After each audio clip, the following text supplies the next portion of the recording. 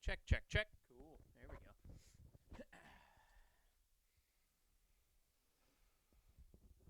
All right. The audio is a little quiet, guys. I am going to go grind mode in a minute. I'm going to start figuring out this new grinder bevel attachment thing here.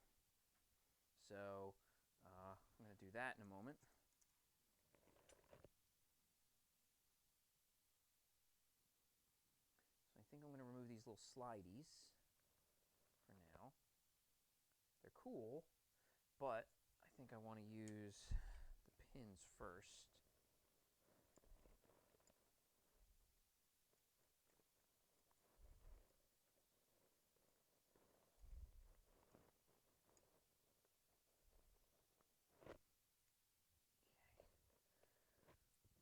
Here. All right, now we got these lovely little bolts here. So I want to use the same bolts. So I'm going to put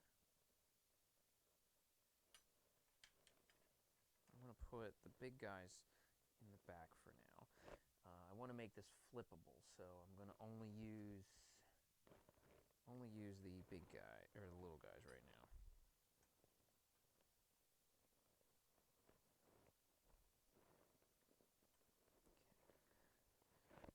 So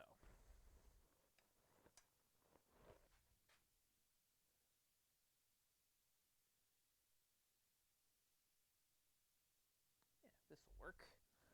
So I'm going to go in the third spot. So this is nice. You can put these guys in here.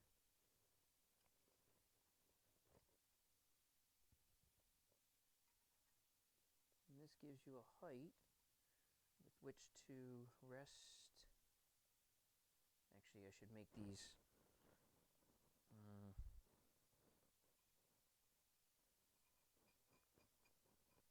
I'll go with the middle here. Let's see if the middle will work. I'm going to clamp it on the outside.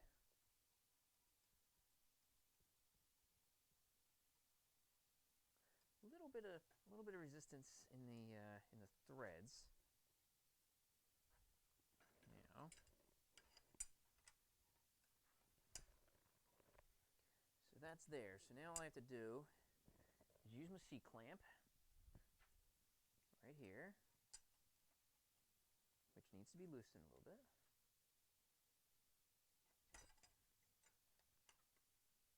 A little bit more. Did that thing send me a notification anyway? You know, I just told that thing, stop sending me notifications when this Twitch thing goes on. And yet it's still doing it.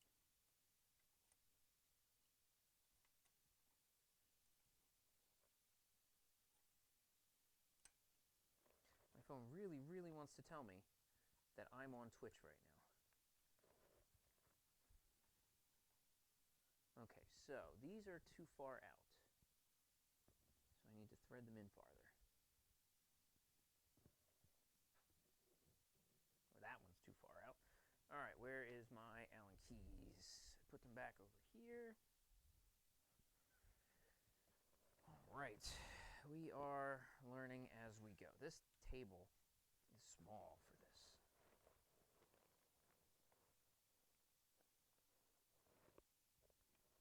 What do you think? This one?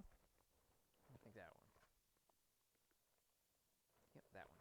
Okay. All right, so loosen this, and I'm just going to tighten these all the way in and see what happens here. I want to probably want to hook one of these up to, almost dropped it in the bucket of crappy water. I want to hook one of these up to, why does one of these not have knurling? It's funny. Weird Turkish equipment. So, all right, so we got that threaded in there. This sits on here. Or should I do it higher? I think I should do it higher. Yeah, I'm going to to change my mind one more time. It's my prerogative. I'm just learning how to use this thing. Because I want to set it higher because I'm going to have to grind the point, and I don't know if the point is, I don't want it to grind the machine away. So I have to set it up high enough so that it can grind the point that way. So, and the powder coating they put on here is nice. It's a nice coating. But the problem is that when it's new, the threads on these keys are a little tight. So I'm just I'll run these through all of them to get them loosened up. That's fine. Just run the thing in and out of each and every one, just to kind of free up all the threads and make them run better. Okay. So now that goes there. This goes there. That seems right. Oh, wait, can't hear. Sorry, it's a little low. Is it a little low still? Hang on. I'm going to turn it up.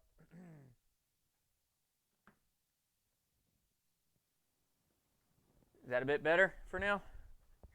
I'm about to go to the I'm about to go on the grinder.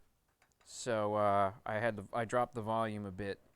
So I dropped the volume a bit so that you guys don't get your ears blasted off.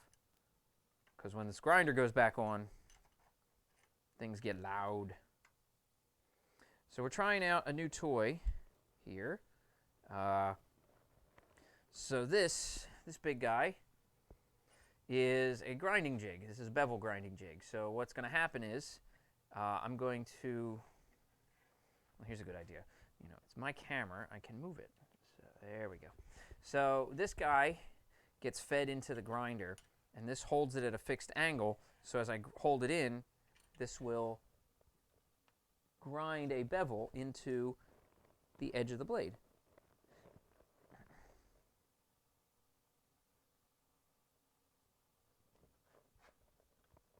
And I will try not to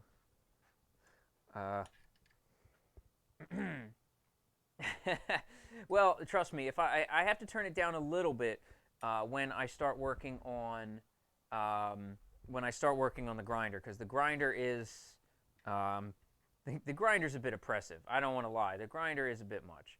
So I do need to turn it down a bit, because otherwise it's really bad. So this tool, once this is going, is actually, I'm going to hold it like this on here and slide this back like this, so it actually just does the bevel for me. So this whole thing just goes right along here and grinds me a bevel. So it holds it at this perfect angle, and then I undo. So there's two little Allen bolts right there. The two little Allen bolts will hold it at the same height. So when I flip it over, it's going to hold it on the same height the other way. Hey, thanks, Den. Pulled yourself out of your cave. What you been up to, man?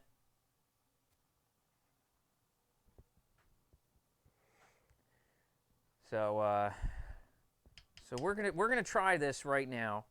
I'm gonna try to get the bevel on one side, and then I'm going to, once I get close to the middle, I'm going to take the C-clamp off, flip the blade over, and then try to do it the other way, which would be just, you know. That's why I like having these two little pins here, because these two little guys here will keep it at the same height. So I think that's going to be cool, and we're going to find out. So, but this is my birthday present. So I want to get some use out of it, and I want to see how well it works. So let's all pray, huh? Let's all hope. If the stream gets busy, I'm going to go back into my collection of French foods and snacks that I got today. So. Repairing concrete? What concrete? What, at your dad's place?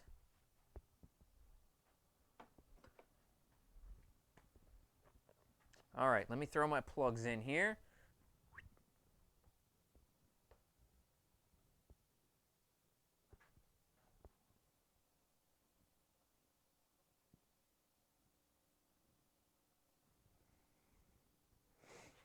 All right, got the plugs in. That's better. I'm going to drop the volume a tad. And I'm going to put on my apron.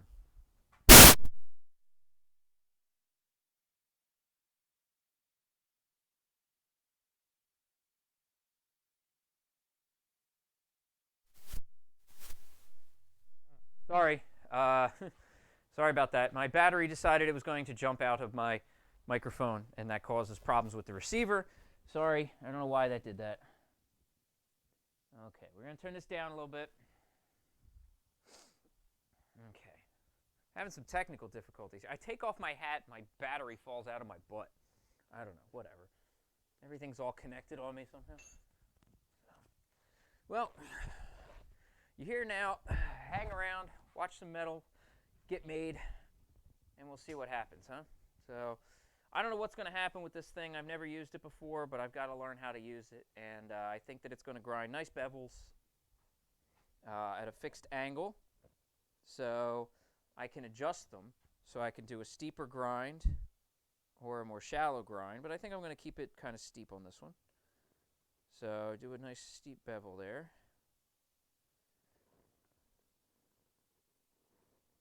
Okay, cool. So there you go. So that's what we're looking at. So that's the bevel angle. I'll move this over a little bit more so you guys can see it up the gut here as we do it. So get it a little bit more from behind. There we go. Yeah, there's a lot of innuendo in what I'm saying, but whatever. So I don't know how this is going to happen. I don't know what's going to work or not. So I'm going to try to put a bit of a ricasso into the blade before the first grind. So we'll see what happens. Let's hope this isn't too loud. Yeah, that's too loud. Hang on. Let me lower it just a bit more, because that grinder gets loud over there. And it's only going to get worse as I start actually grinding. So, all right. All right, here we go. So let's try this puppy out. Let's see what happens.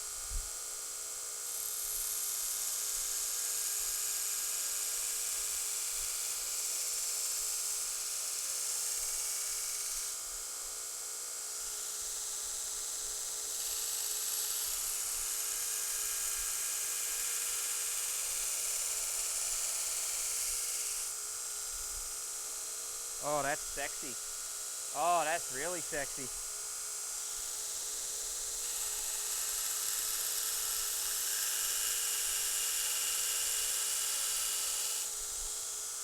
So here you go. There's the bevel so far. Nice and straight. Right down the line, right where we want it.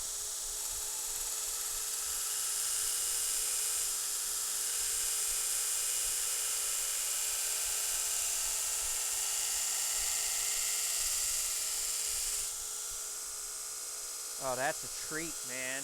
Oh, that's an absolute treat. That thing is perfect. Thank you, my wife. Thank you so much for this one.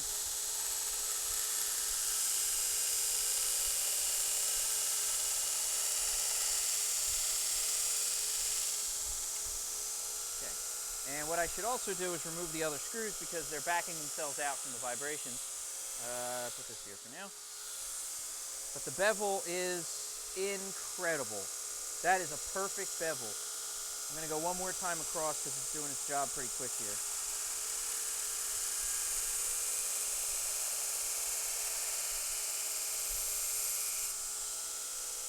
So here you go, one more time to show it off. Perfect bevel. Oh my lord. Look at that. Okay, this thing's already almost paid for itself, so yeah. So that's what we're going to do there. I'm going to flip this over, do the other side, make a nice bevel, try to bring it close to the center of where I want it, and yeah, that's basically what we're doing.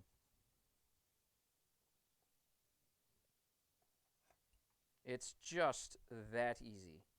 Even makes julienne fries. If you don't get that joke, it's because you're not old like me.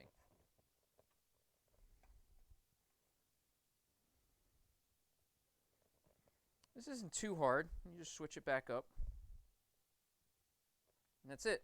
So, it's nice. Tight to the wall. Dude, it is easy. It's nothing to do with anything more than the tool. The tool is, so it's very hard to see on camera. Well, no, it's not that hard. So you can see that it's not square. It adjusts via this little guy in the back, this little socket head looking guy down here.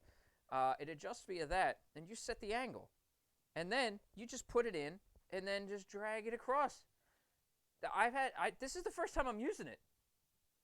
It's the first time I'm using it, so there's nothing more than the setup being right, and that's it, and you do it. That's it, man. I wish I could say there was more to it than that. So I wish I could take more credit because that is goddamn beautiful.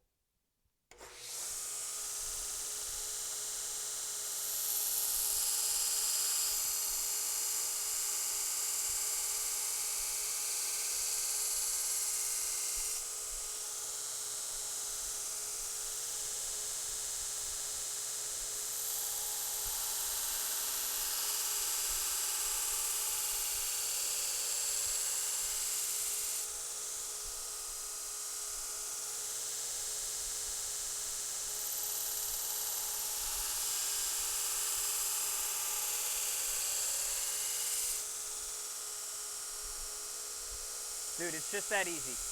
Like, it's just that easy. Anybody who comes down here to do this can do the same thing. This is just that fucking simple.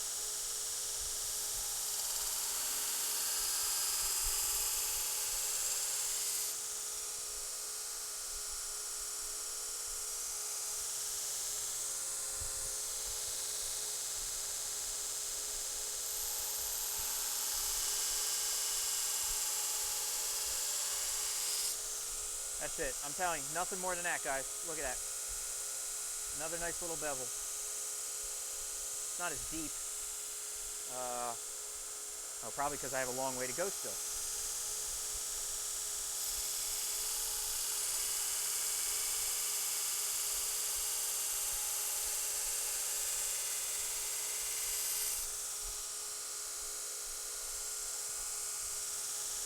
But this holds the blade at the same angle.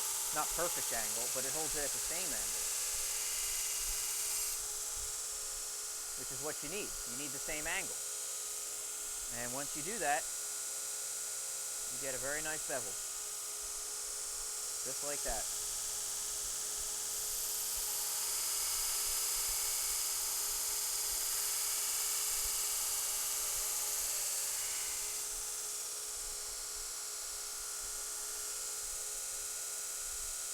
Yeah, I'm going to put a sharpened edge on it. This is just for the bevel. I mean, I can sharpen with this.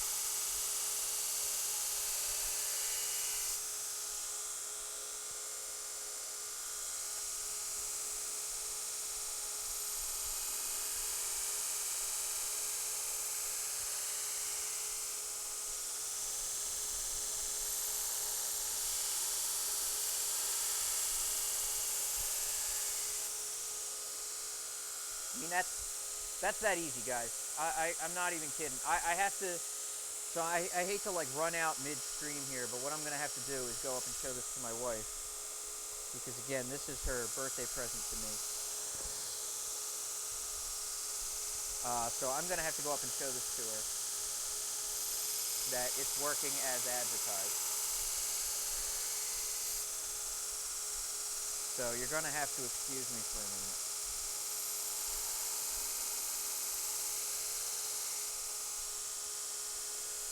So yeah, I'll be right back, guys. If you'll just excuse me for a minute, I'm going to kill my audio here, and I'm going to go upstairs. So excuse me just 1 minute.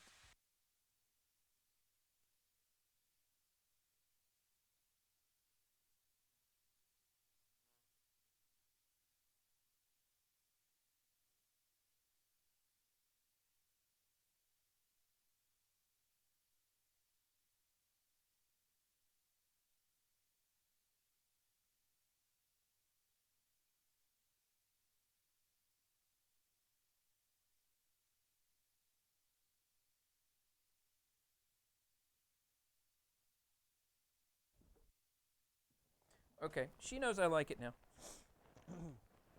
I wanted to make sure she knows I appreciate this bad boy. Because let me tell you, for me, finish quality is the biggest part of the blade.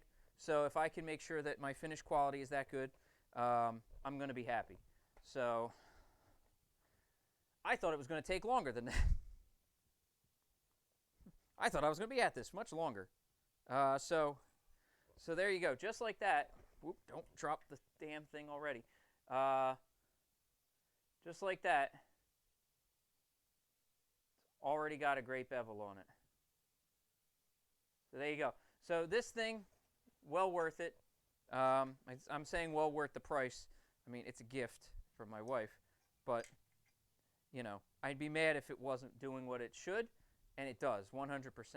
I do need a little box for its extra bits, because there's some other things on here that, I mean, some of this stuff I'm having trouble understanding the way it is.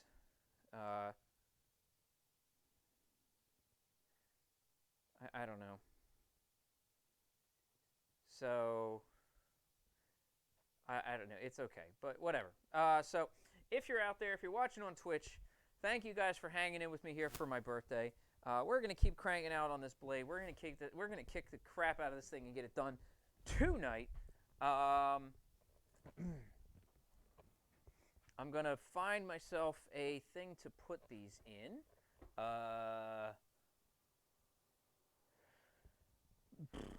need to find an appropriately sized bin or something. I have a little jar here. You know what? This will work. I don't really have much else, but this will be perfect. This is a nice little jar. Oh, there's a jar there too. Okay. So now I took a Sharpie out of here a minute last time I was down here. Where'd I put it? There it is. So I'm going to mark this as the bevel grinder, and then we'll stick it on here so I know where all of its parts are.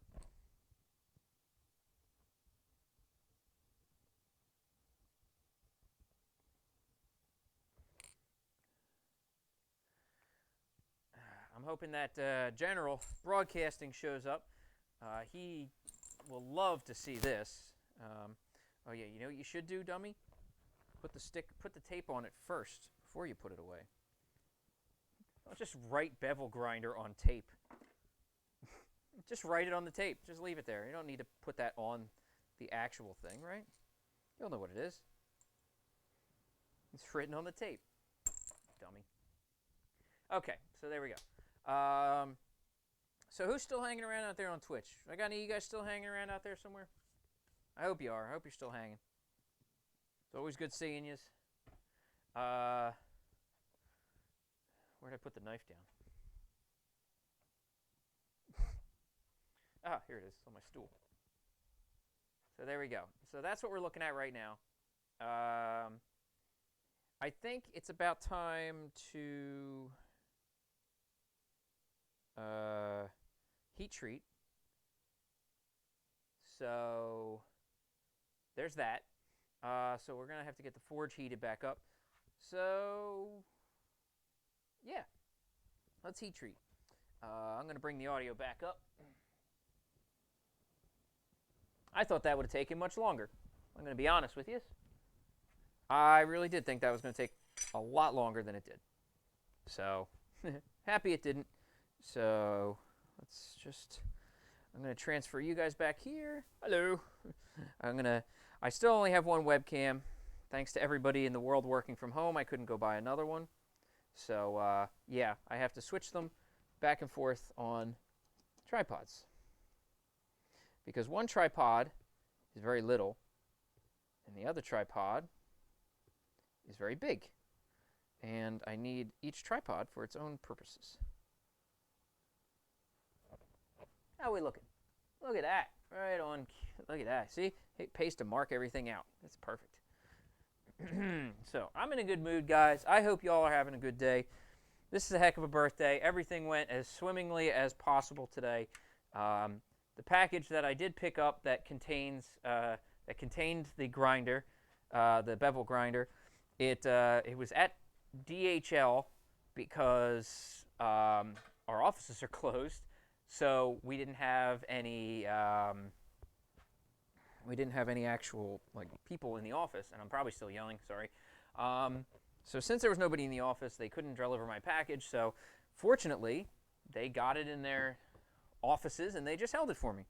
So all I had to do was go in today, give them ID, say, yep, this is my name, it's my work address, and they were like, cool, no problem, here you go, have a good day, sir. And I got my package. So yeah, it's always like, I always have problems with shipping, and I hate things being shipped. This thing came from freaking Turkey. No joke, it came from Turkey. I guess Turkey's really good at making knife grinding stuff. I don't know, maybe Turkey's really good at making blades. I don't know. But yeah, this thing came from Turkey through Amazon, by the way. Their store on Amazon, they have a store on Amazon, but they ship from Turkey. It still got here in like 3 days, 3 or 4 days. So I can't argue with that. DHL isn't too bad, so it got here. Yeah, there we go. That's the story of my day. So I got my bevel grinder here. I'm happy. I'm in a good mood, so I'm trying to share that with you guys and have some fun. And if you guys do want to see some of the weird foods that I ate and rated earlier, I will more than happily go back through that again if you're interested. I still have a pile of food over there on the stairs. I'm going to have to eat the chips because they were really good. So I should do that and finish them off. So I got oil. I've got Forge. I need to get Forge started. Actually, I'm going to wait a minute on that because I need a piece of junk steel to heat up my oil. Junk steel, junk steel. What looks like junk steel? Mostly everything over here.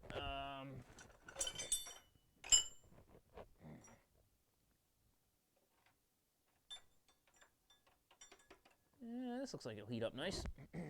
Okay, so I want something to throw in here, sacrificial junk, to heat up the oil a little bit.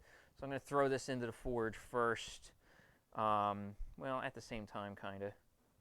It's weird. The first time I've ever like put my hand in here. So that'll heat up first, and then I'll start getting the knife ready, and then I'll take the knife and quench it afterwards. So, should I open the door? Yes, I think I should. I'm going to get the fan going because still don't really want too much CO2 building up without fresh air coming in.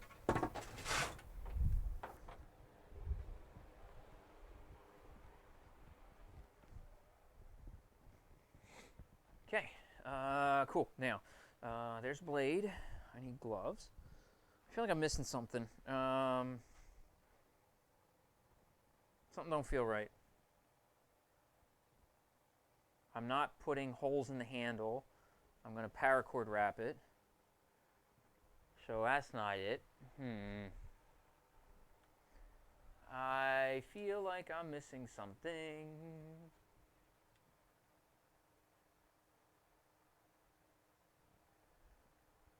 Oh well. Guess whatever it is, it's not going to get done. Let me move this blade over into the middle. I don't know why. Well, it'll heat up better. I don't know why I have to worry about that because I'm just quenching it to heat up the oil. Poof.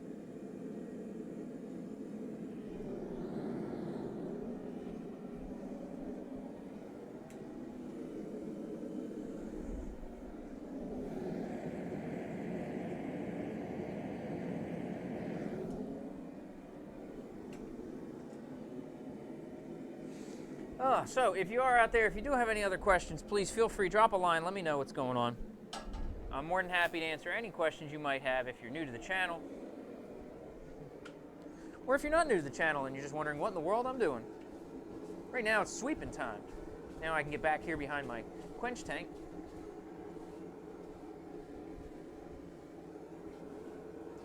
A lot of metal dust. That's what a lot comes off here, a lot of metal dust.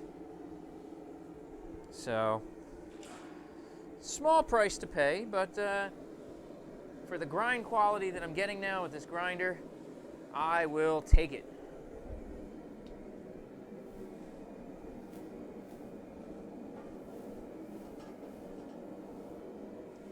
Look at that baby heat up. All right.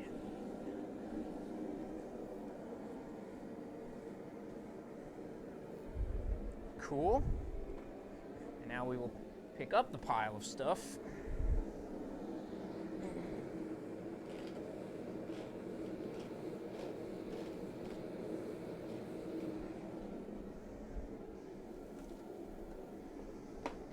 See, a nice, tidy shop. Why are my parents watching now? Keeping my shop nice and tidy. Nah, they're nowhere to be seen. That figures.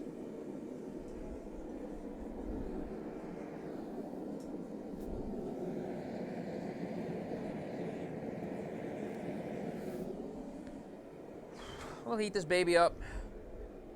This little piece of rail anchor or rail spike,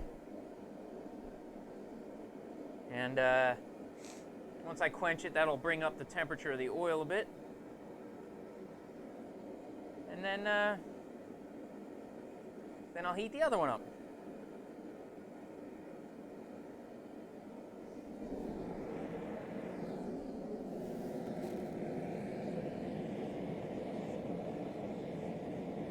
Just going to keep it in here really just to heat it up. It's well past quenching temperature right now. Even though it's rail spike, it's really not going to be quenchable. It's really not going to harden, so I don't know why I'm being this precise or caring, but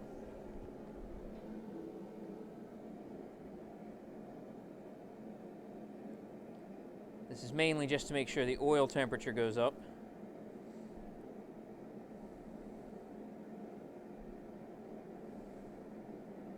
There's been some serious upgrades in this shop in the last 6 months. I mean, we've gone, you know, I had a terracotta pot full of oil to a nice 6x6 piece of welded steel now. My anvil stand has greatly improved. My grinder, need we say more than that? My forge is still doing good. I may have to go up a couple burners soon, but I may have to add a burner or two. But that's down the road. We're not quite there yet.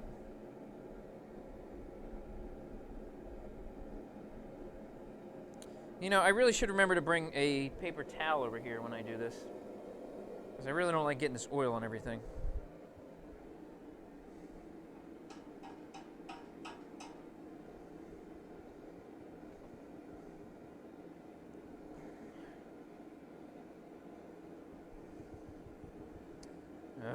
Come on, stop dripping.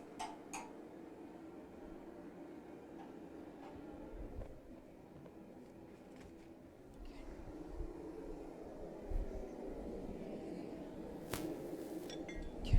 Oh, of course, still falls on the floor. Okay. Don't need this for now. All right, here we go. Heat treat this bad boy. I think I'll do a little thermocycle. Thermal cycle? Thermocycle? I don't know, whatever. Thermometer. Try to get her warmed up first. Bring it down to temperature.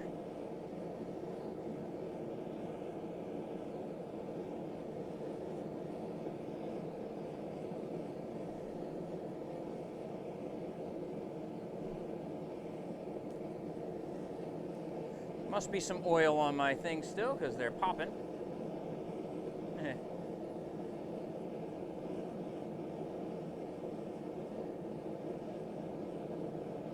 So when I heat treat, I like to keep the blade upright with the edge in the fire, and the heat radiates down from there, so that the heat can slowly radiate into the rest of the blade, but the edge gets it first.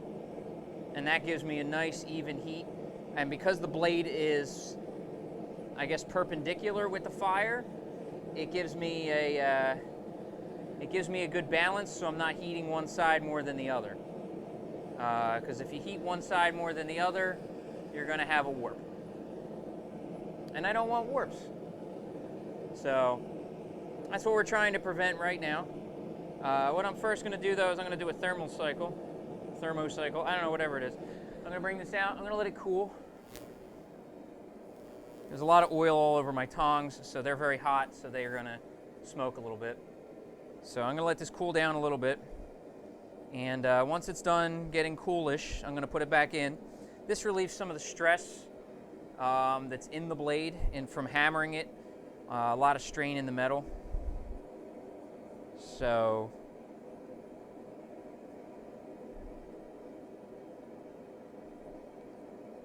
this thing looks incredible. I just want to say, I mean, I'm not super happy with the shape. I think the shape's a little weird, but the fact that it looks as good as it does right now with the bevel, I couldn't be happier.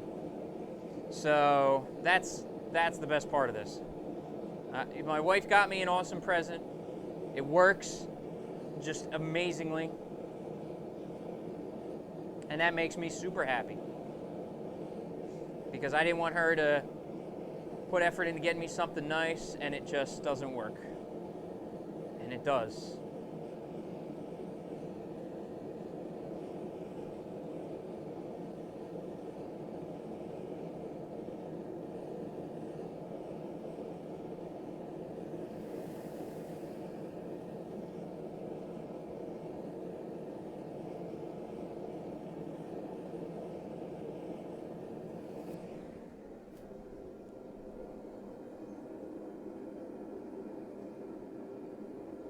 A little bit of fire.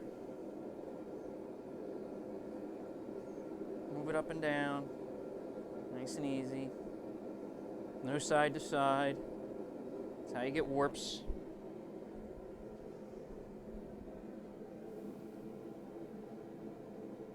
Perfectly straight. Beautiful. That is what we're talking about. See? No warps. Nice and straight. Perfect blade. Beautiful. Oh, yes. If you are out there hanging around, please, guys, drop a line. Let me know you're here. I'd love to get to chat with you today. I need some people to talk to. I know I got back on a little later than I thought I would be today, but I was streaming for 4 hours earlier, so.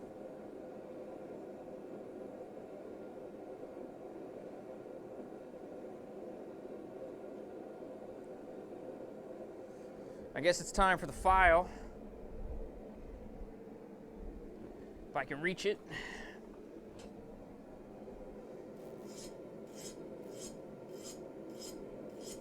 File skates, baby.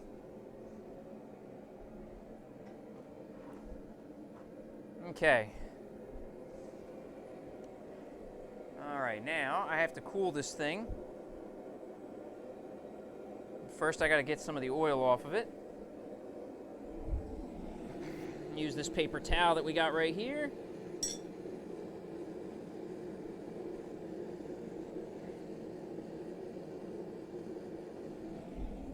Okay, I'm going to get some of the oil off so it doesn't drip all over my floor. I'm going to turn off the burner. And now I'm going to take a walk over to the fan. Sorry, has to be done off camera, guys. I apologize.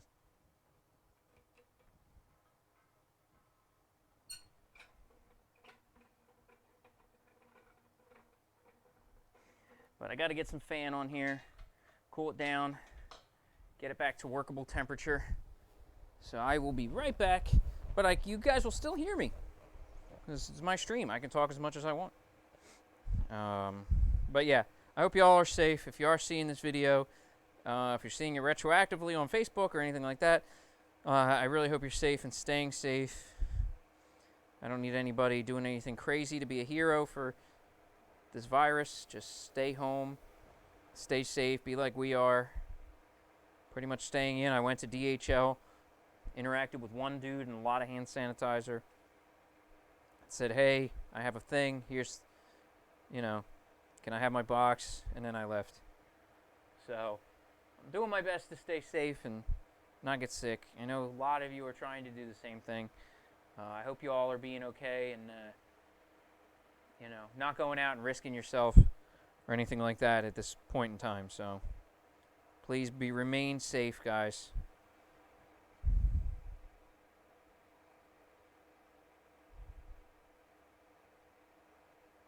There we go. That should be nice. So it came out pretty nice. A little bit of char on it, but we're going to sand it down anyway. So, nice blade. Laser straight still. That is beautiful. Well, as straight as I ground it. I mean, it's straight. It's pretty straight, but it's not a potato chip, which is what we don't want. Cool this off a little bit. Not even sizzling, but it's a little warm. And where's my brush? There's my brush. There. Try to get some of this oil off of here. You know what? Yeah, I'm going to clean these off because these are deserving of a good cleaning. Where is my Simple Green? There it is. Simple Green. Man, Simple Green breaks down oil, carbon, all kinds of stuff. Let me tell you. If you have a firearm that needs cleaning, Simple Green is actually a pretty decent way to go. It does a really good job of breaking down carbon. I put it in my ultrasonic bath. I clean everything in my ultrasonic bath, and let me tell you something. The Simple Green gets the job done. Unlike anything I've ever used to clean anything, really. I put my glasses in there. It gets into tight spots, and the Simple Green just does a good job.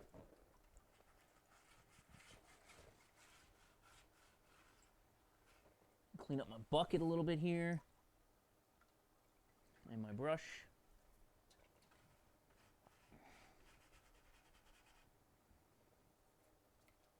Okay, there we go. So, we're doing good. Everything's good. I'm happy. Hope everybody else is happy. Let's just have a hell of a good day here. Let's finish this puppy up, huh? What do you guys say? Finish it? Good. Glad you guys agree.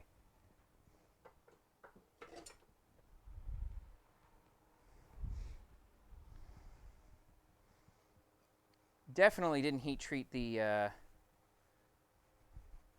handle, because the handle is still blued. So, handle might still be kind of hot, actually.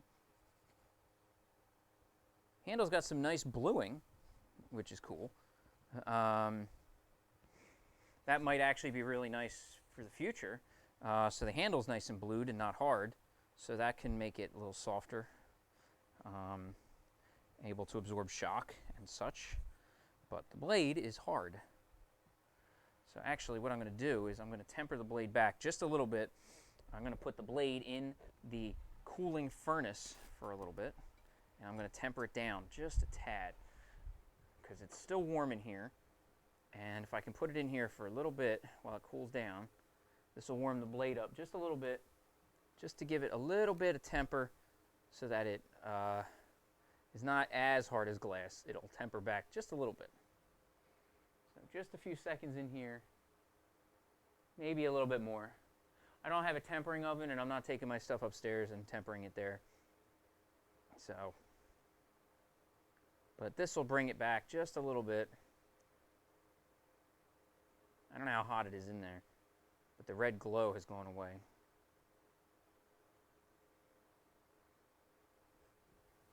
That's nice. That's a nice little warmth.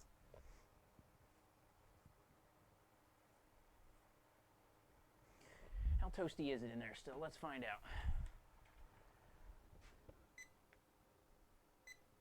870. Cool. Let me give it a little bit more. Give it a little bit more time in there. Let that heat kind of transfer in and reduce the heat treat a little bit, because I don't need a glass hard knife.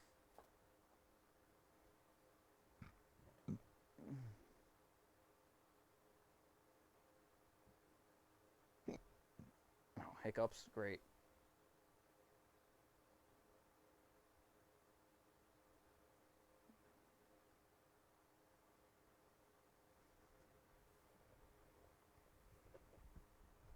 Let's see. Is she getting warm?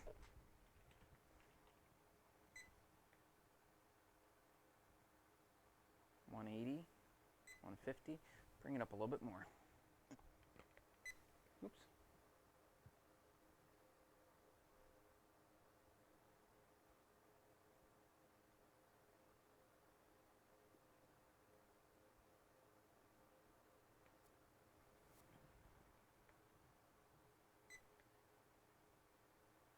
Yeah, 200. That's good. That's where I like it.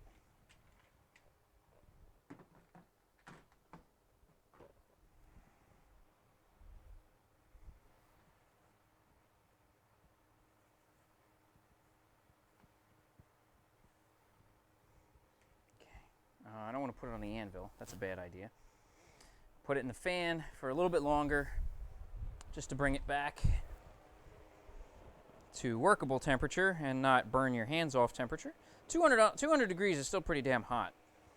In the grand scheme of it, not very compared to the 1500 that it was, but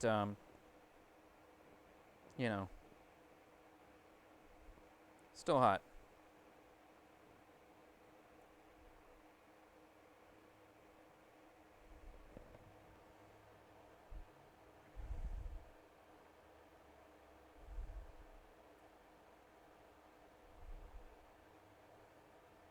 This fan does such a great job, though, man. I love this fan.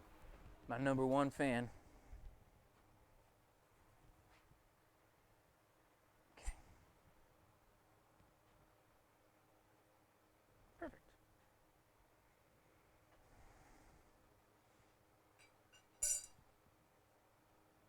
So nice. So nice.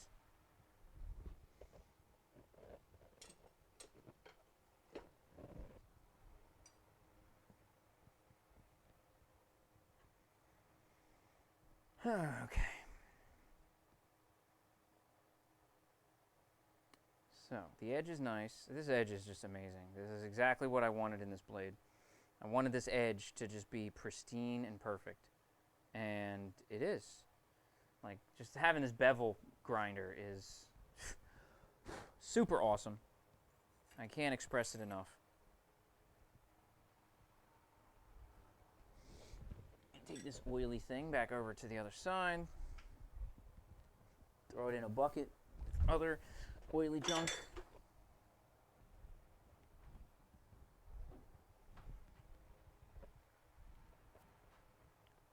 Okay.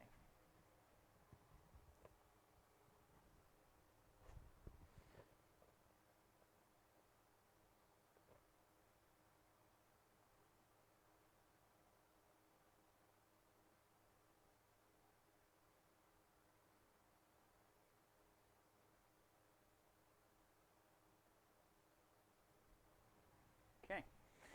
So, I don't need this at the moment.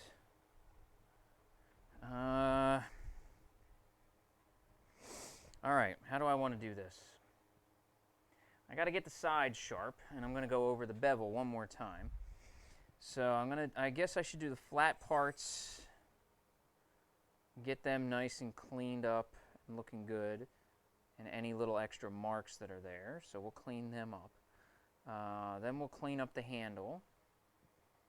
I could remove a little bit more of the handle, make it a little thinner, I think. Oh, no, it's actually not too bad. So we'll bring it up here, see what you guys think. You might be able to see a little bit better now that it's blackish and not, roasting. So you can see the bevel there. That helps the bevel. And the bevel travels so nicely down the whole blade. So there's the bevel. It's perfectly even. Yeah, this is what I wanted. Like this is no joke, man. This is the best. I haven't been this happy in a while, man. I bought some stuff and the stuff works, but this is just going to start taking things to like a whole new level, like a total new level. So this is awesome. That's all I can say. This is amazing. All right, so I'm going to put this away so I don't trip over it, because I guarantee you I will trip over this oil.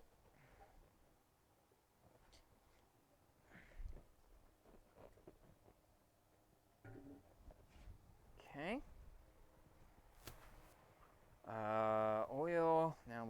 this.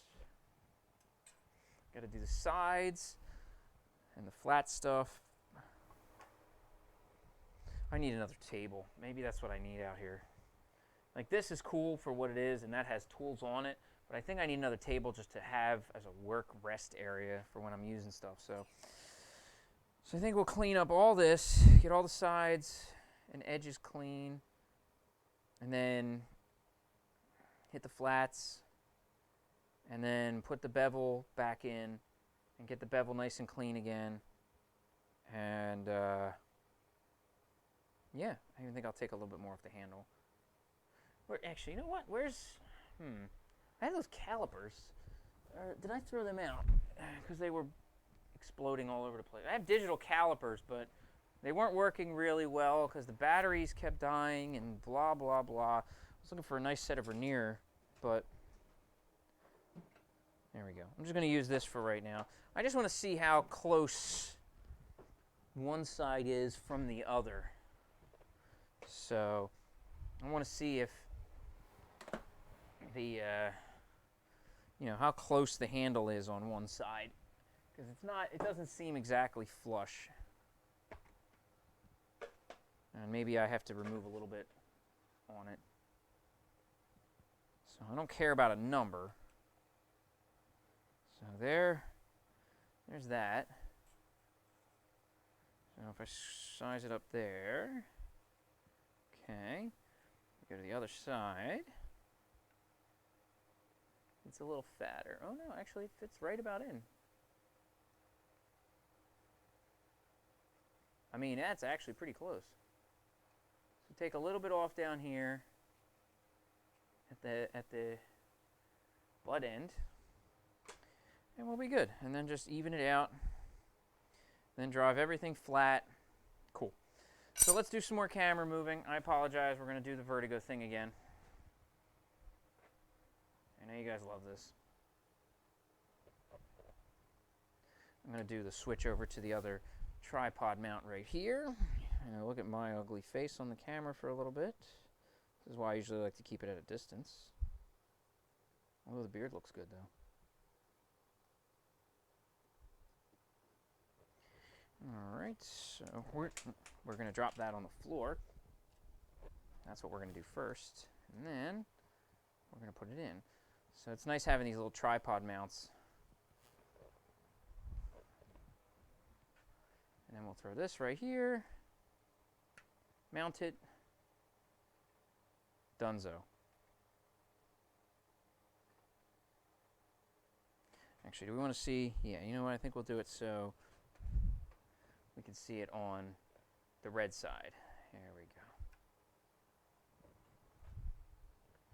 Okay, we'll tighten everything up. All right, now we got some volume to adjust and some earplugs to put in, and we'll be good. So, I'm glad you guys are joining me today. I am still working on the knife from earlier. It has just been heat treated, so if you missed that, I'm sorry. I just dropped the volume down because it's time to get back on the grinder. But if you're here, welcome. I hope you're doing well. I hope you're staying safe. And as always, please feel free to drop me a line, say hello in the chat, anything. Comment on Facebook or YouTube, you can comment. If you're on Twitch, just leave a message in the chat and it'll show up right here in the video. And everybody will get to see it. So you can talk cross-platform. How's that? You can talk to people on Facebook and Twitch at the same time if you're on YouTube. So kind of a fun thing. I like it. I think it's cool. Whatever. If you don't, well, that's fine. So, yeah, and special thanks to Red Label, as always, because their stuff is awesome. It's amazing. It does awesome work that you're seeing here. So, another shout out to them. Thank you, guys. So, hang on to your ears, folks. We're going to try to kick it up a little bit. I'll yell over it, I promise. I'll try to, if I can remember.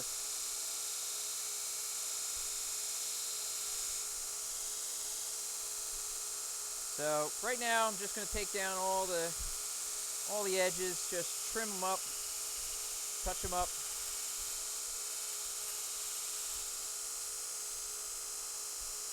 Just clean everything up. This is kind of is kind of when you got to do it.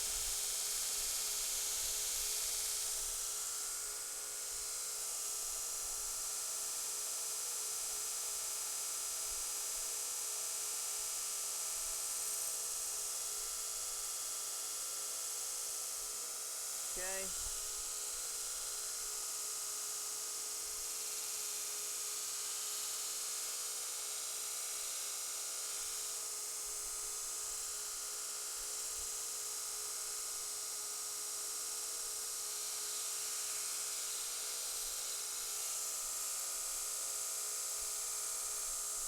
Okay, we'll go even across the middle here.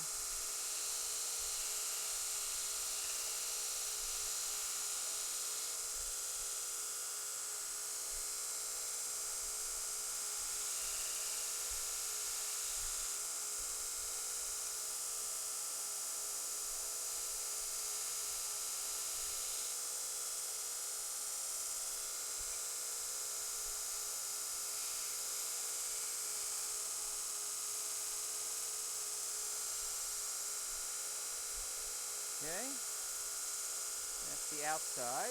Now we need to get the flats.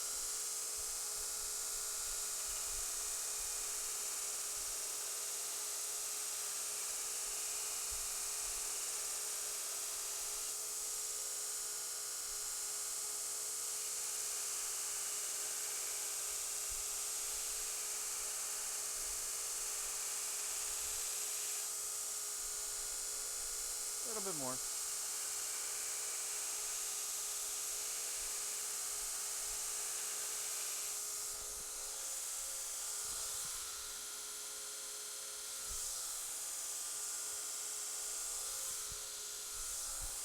Now we get a nice shiny, clean finish. If I can get the light, there it is. Nice, shiny, clean finish.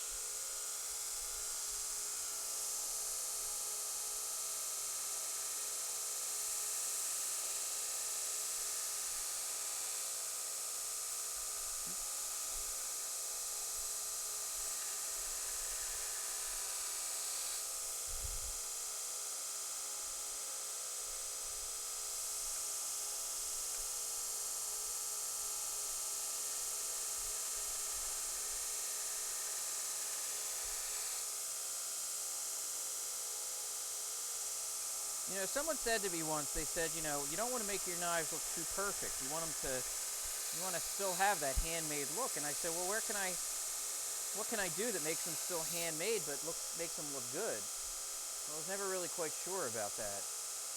You know, and somebody said that to me. I was like, how do I make a blade look handmade but, you know, still take pride in it?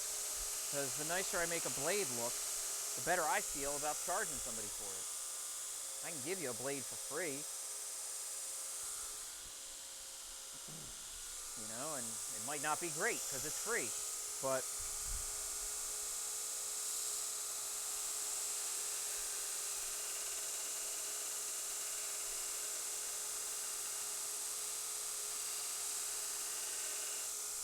and it might be free because it's not great. I don't want to make something that's not great.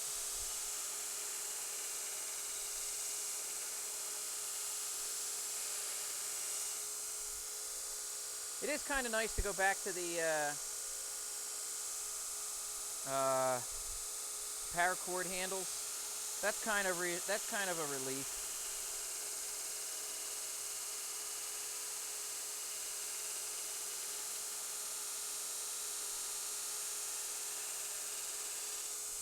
It's a nice break. Wood is cool, it looks great, but so many more stressors when you're doing the wood.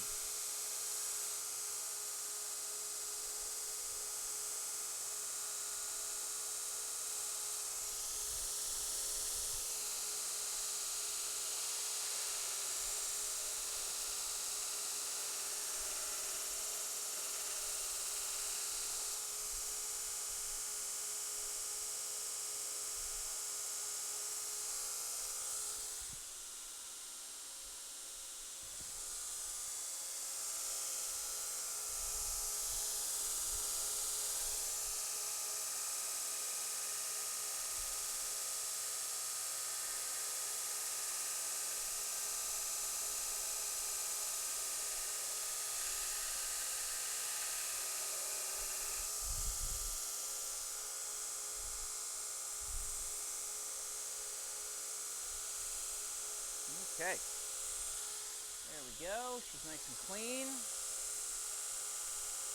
Everything but the bevel. But now the bevel is easy to spot. I don't know if I should flip it over and put a bit of a false edge on the back. Now that I have my awesome bevel grinder. I'm kind of thinking I should.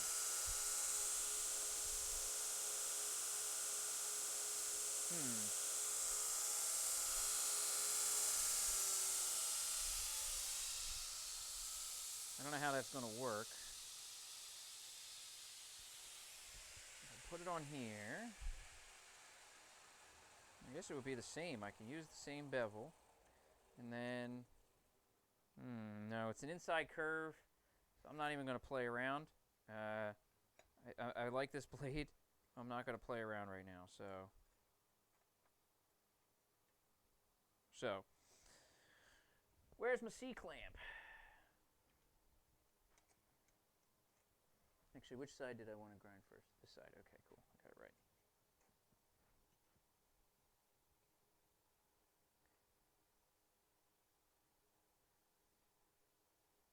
Actually, I'm going to see if my wife wants to come see how this thing works, because, like I said, she bought it, so she might want to come see how this thing actually works. Because it is cool. It's very cool. She is crocheting upstairs. I almost hate to rip her away from that, but I'm going to see if she'll come see how the bevel grinder goes. You want to see the bevel grinder in action? Okay. Come on. Okay.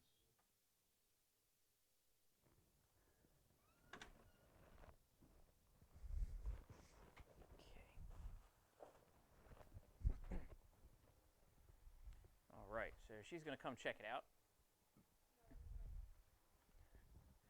What?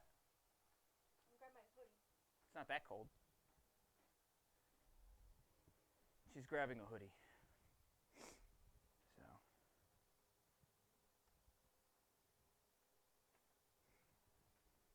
I want her to see how this thing works because it's so cool and because she bought it. So.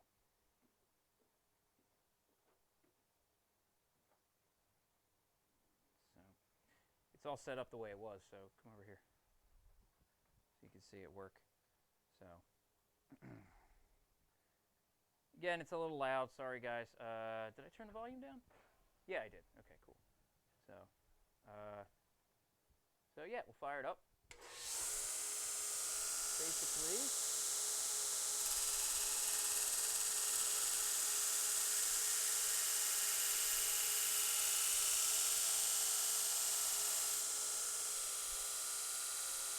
just like that. You get the perfect pass every time.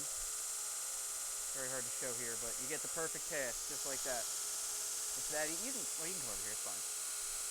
You're fine over here.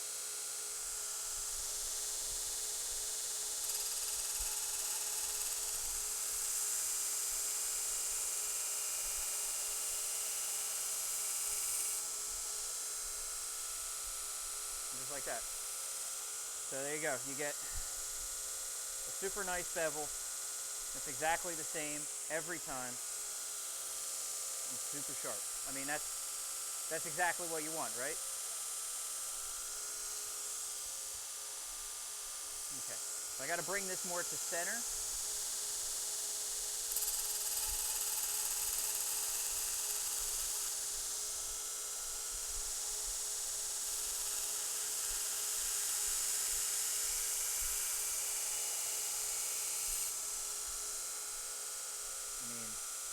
It's incredible.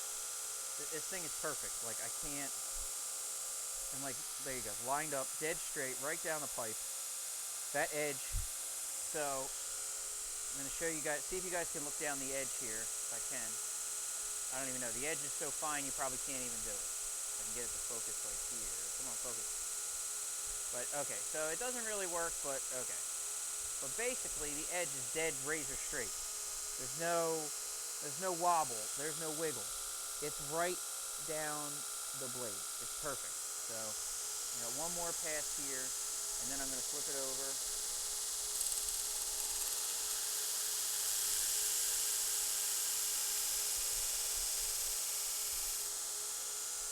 Okay, so I'm just going to stop this.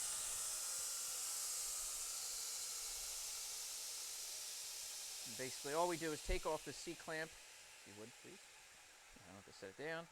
Take this, we flip it 180 degrees right over. Lay it back down. Take the C-clamp back.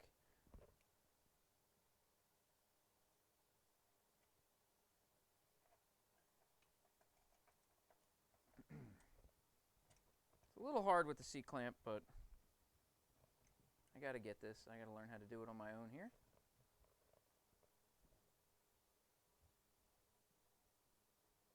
It's a little fiddly. Oh, yo, Matt, thank you so much, man. Appreciate it, man. Hope you're doing all right. Welcome to the grind today. Still working on 36 grit. Yeah. Because I just ground it, or I just heat treated. So, Oh, okay. so we have a new beveled grinding jig that we can show off. So the new bevel grinding jig leaves a very nice bevel. Now this is post heat treat right here, so that's why you see a little bit of funkiness on it. But with this lovely bevel grinder, did I clamp it I need to clamp it farther up because I'm actually clamping it so far down that it's pulling it off of the metal. Because it's not dead flat all the way down, so the closer I clamp it up here.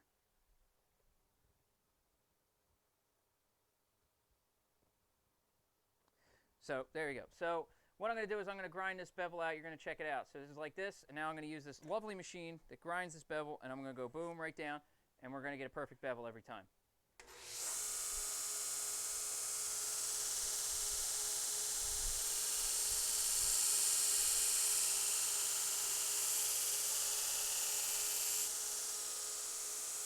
So just like that, we're cleaning up the edge.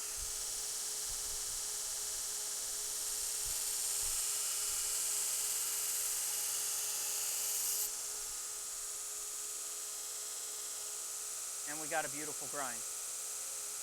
Just like that. Perfect, each and every time. It's a little deeper on this side as far as the cut, so the belt was a little bit newer when I did this, so the marks are a little deeper, so I'm just trying to catch up to those. Because I can see a little bit of edge, you see a little bit of mark on the edge there. You can see a little bit of standing marks right at the edge. But other than that, we're looking good. So I hope you're doing all right, Matt. Hope everybody's doing good out there. If you are hanging around, please feel free to drop a line in Twitch or Facebook or anywhere like that, and say hello. I love hearing from you.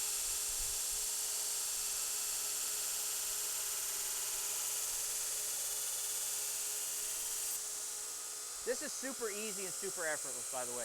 I've had this thing for 3 hours, and it's just that easy. I sound like an infomercial, but it really is just that easy.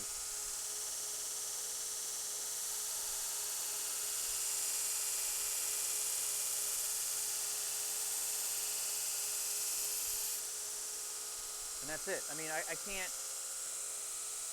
The only way I think I can mess it up is by just, like, jamming this thing in there, so... That's it. I mean, that's it, guys. That's how you do a perfect bevel on a knife. You buy this awesome little thing, or you have your wife purchase it for you for your birthday, and it's super awesome, super happy. I'm super happy. Because, honestly, these bevels on the knife are cool. You know, it's nice to have a nice bevel, but if you don't do it proper, it doesn't look right. It just kind of blends. It blends across the blade. So you end up with almost like a katana kind of curve.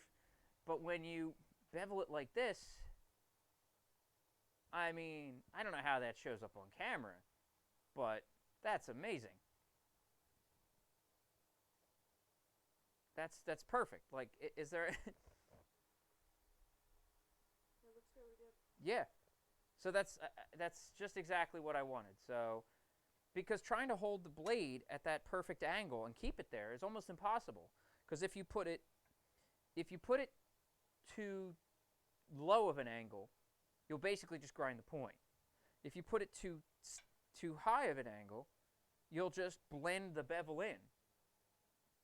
And so all you got to do is just keep the thing at the same angle, which is impossible to do with your bare hands. So you do this, and it's perfect. So I can't thank you enough for this. This is Happy birthday. well, there we go. It's a very happy birthday. I'm very happy with this. This is going to be an awesome blade. So I'm going to finish this. We're going to keep working on it. I'm going to let her go back upstairs to her crochet because I'm sure she wants to get the hell out of this basement. And so I'm going to let her get back to that, and I'm going to keep working on this blade, guys. So hang in. Let's kick some butt. Let's get this knife finished. So I'll see you soon. So there we go. Next, that is the 36. So we're going to jump down to 60 and try to keep cleaning this bad boy up.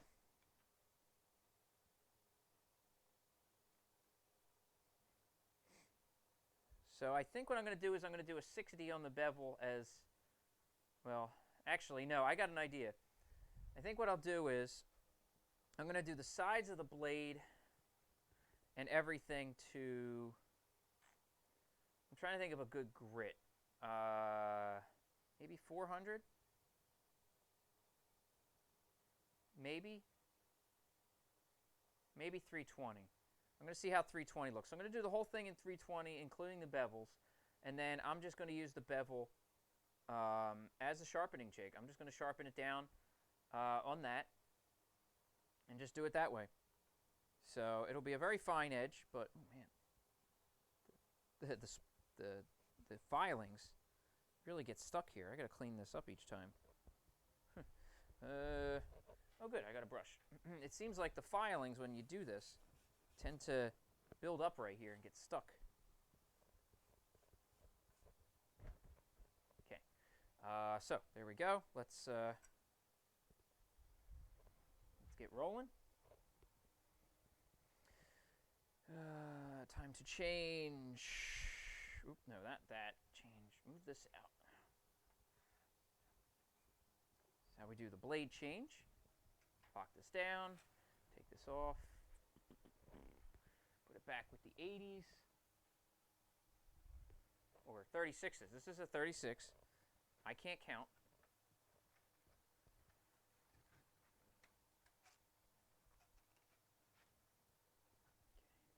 I have 60s hanging over here, because my wife also got me some 60 grit belts, because I was basically going from 36 to 80. So let's use some 60s. Whoop. What we'll also do is get the sandpaper hooked on the tripod. Smart. Come on. Oh, wow. This one's tight. Okay, so we might have to loosen this.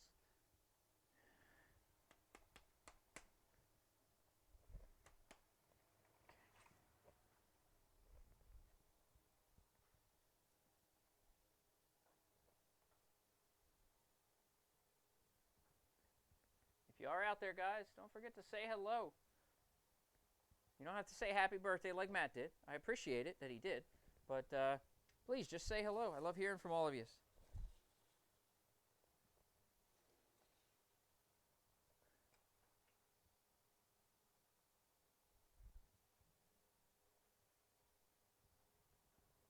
If you're out there on Facebook, leave a comment. If you're watching on YouTube, same thing. Leave a comment. If you're on Twitch, please drop a line in the chat, guys. I can definitely hear you in the chat, because that pops into there, same as everything else does. So, all right. So let's hope this 60 grit belt holds up. She looks good. Nice fresh belt.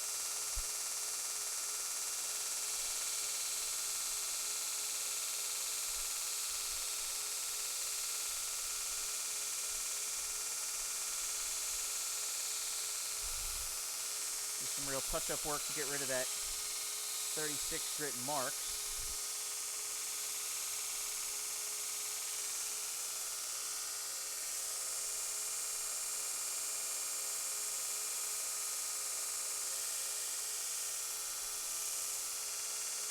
And if you guys have any comments or suggestions, please feel free.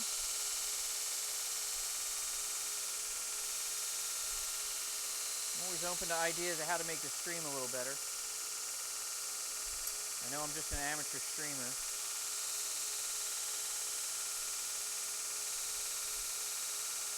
So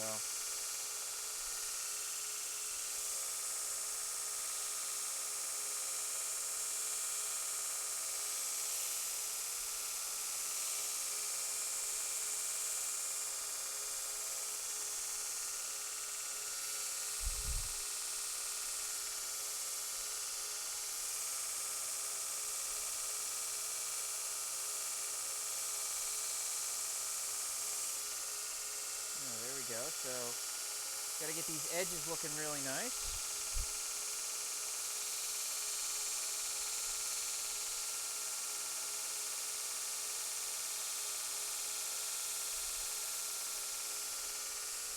I hate doing this up here, but we're going to do it anyway.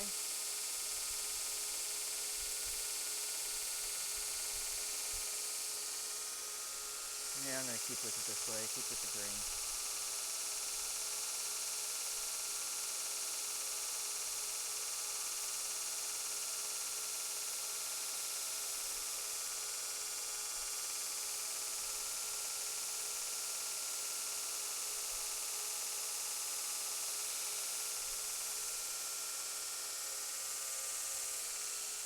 So here's our shape.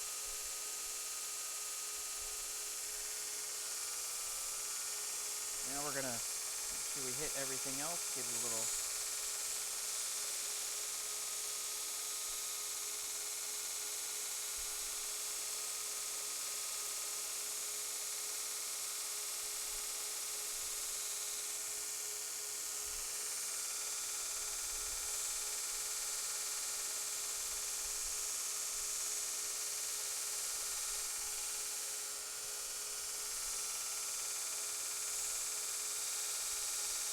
You know what, I think I'm just going to shut up for a little while and let you guys enjoy the grinding thing.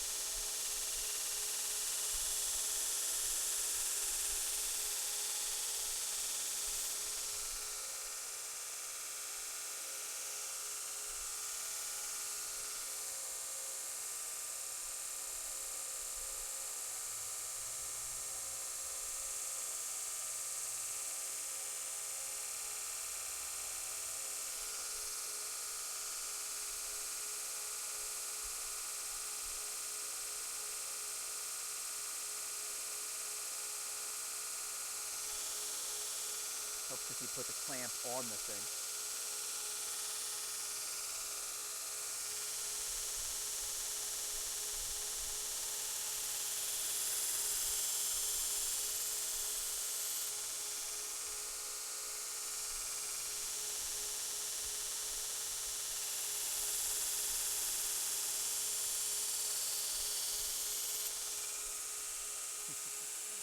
Hey, Alan. This is something I like to do regularly. This is my new grinding jig, my new bevel grinding jig.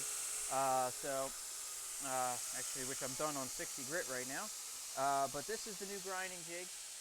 This is the most amazing tool and a very awesome birthday present. Thank you. A very awesome birthday present from my wife.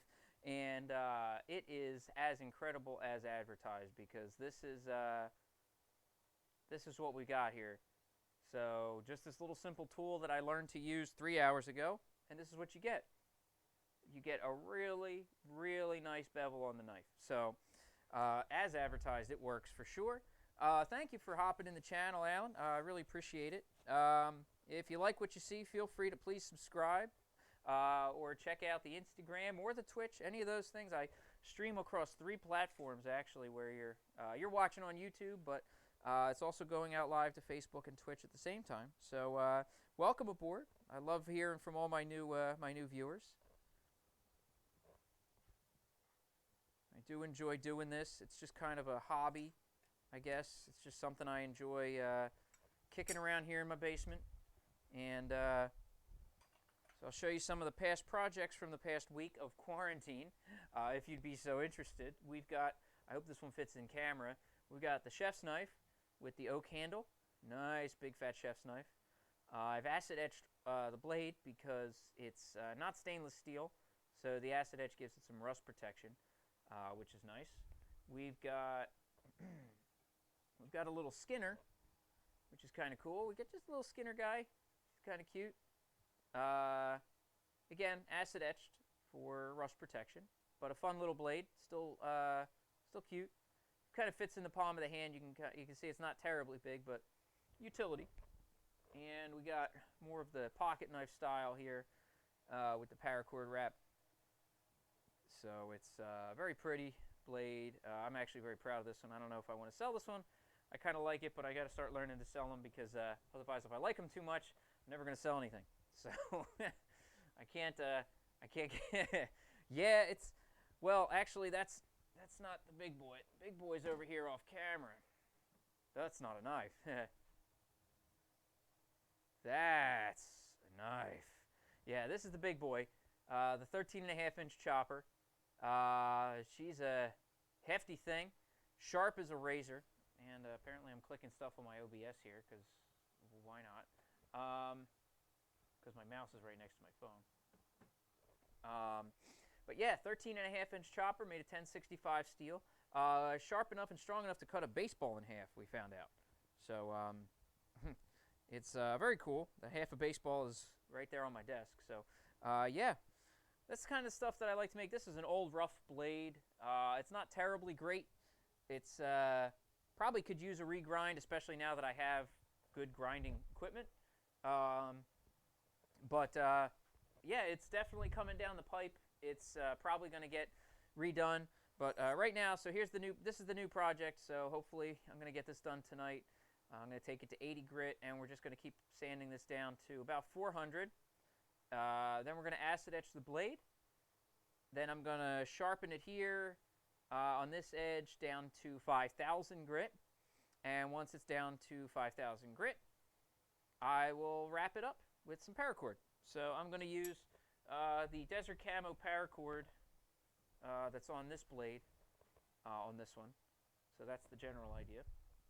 And we'll see how it comes out. So again, I'm a rookie. I'm an amateur. I've been doing this for less than a year. So I can't sit here and say that I'm all that great. But when you have the right tools, apparently it helps. So hence why, this 60 goes back over here. Hence why that bevel came out so good. That really, I've been learning to use that tool for all of an hour. And by learning, I really mean I just put the blade in it and it works. So it's a great tool. It saves a lot of trouble. So I'm hoping that projects only get better from here out. So, especially by looking at that one. By the way, this is coming out right here. I'm hoping that projects are just going to keep getting better.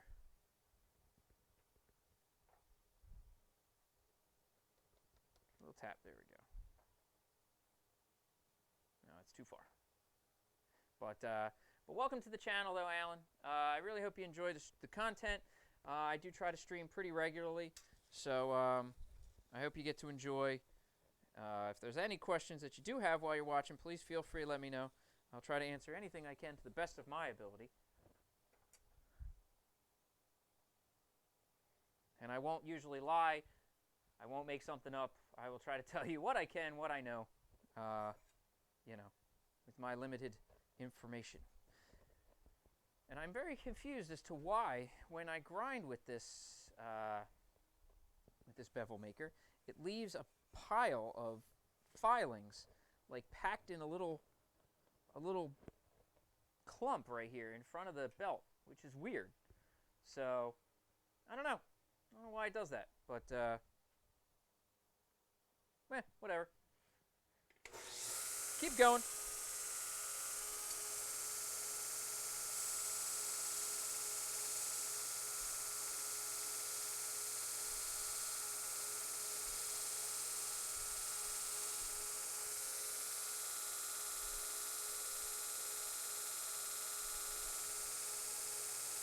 Just some tracking there.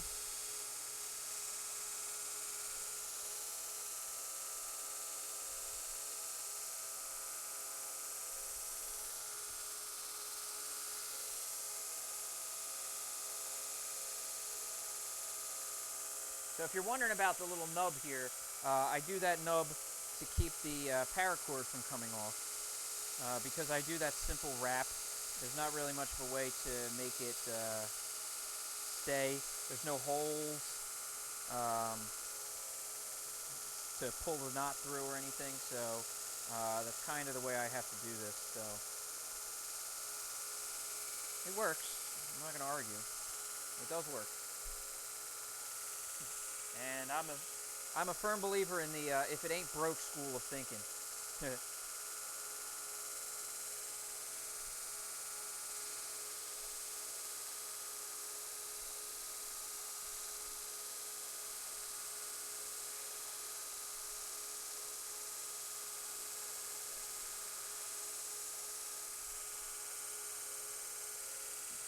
80 gives a very nice finish. Super clean.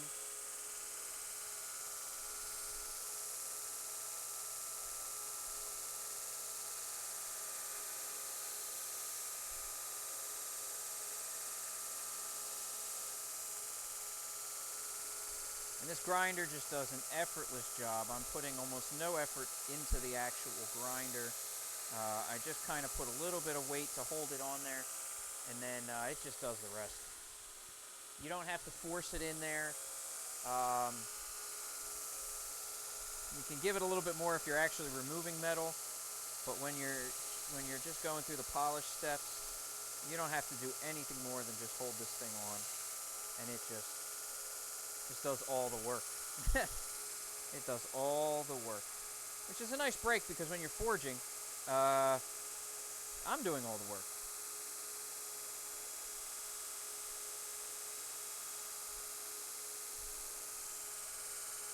So it's a nice break.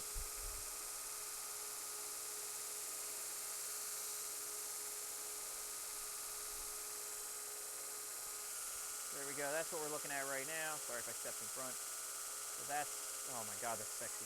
Okay. If I can get this mounted real quick without killing this thing again. Try to do this here. I do need a better work table here, I think. I think that's my next thing to get. I mean, it's not hard to put a work table in here, for sure, but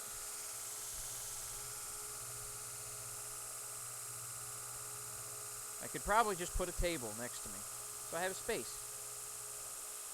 But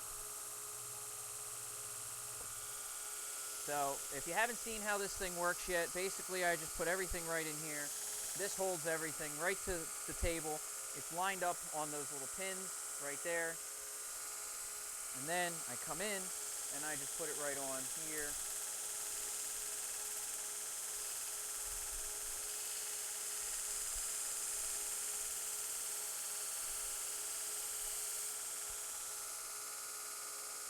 And I get, I do sell them. Any blades that are finished are on my Instagram. If you want to check that out there. Instagram. If you want to check out the Instagram, most of the finished blades, all the pictures are there. So you can freely check out anything you'd like there. And I can, if there's something you like, if you're interested, please feel free to shoot me a message on there and I can send you a price. Everything's a little bit different. Some are bigger, some are smaller, all that stuff. So, but yes, everything I do is for sale. Except for the big chopper I showed you. Because, nah. But everything else that I showed you just a little while ago and the one I'm working on when it's finished will all be for sale. So please feel free to contact me if there's something you like. Check out the Instagram. And this way I have, this way I have better pictures of it. So you can check out everything on there. And you can, if there's something you like, I will more than happily get it out to you. I don't do leather sheaths though. So if you're looking for a leather sheath, I happen to know a gentleman named Wisdom Leatherworks who does really, really nice sheath work and would be more than happy to make you a nice sheath for any of the blades that I make. So he's very reasonable with price and he can make you a very nice sheath. Because I unfortunately don't have enough time and space to have a leather shop. But there we go. So that's what we're looking at here. Nice and pristine. Oh my goodness. This is pretty. Well, yeah, so please feel free. Check out the Instagram. Message me there if there's something you like, or just follow it so you can see better pictures. I mean, I like showing stuff off here, but I also like to have the finished pictures on Instagram to better show off the quality when it's done. A nice still picture, which you can blow up better on your phone and really get a good look at. So that's where I recommend doing that. I have a Facebook for my as well, but I haven't really used that as much. The Facebook I stream on is my personal one. So, but other than that, I would just recommend the Instagram. It's the best place. Yeah, please check it out. Like I said, just keep an eye if there's something that really touches your interest. I've got some backlog that I haven't even put pictures up yet because I'm trying not to bomb all my friends on Instagram, being like, yeah, I just got an Instagram, and then post 50 pictures. So I'm trying to post a pic or two a day, and show some of the to show the finished product. Really, why is this doing this? This is so weird.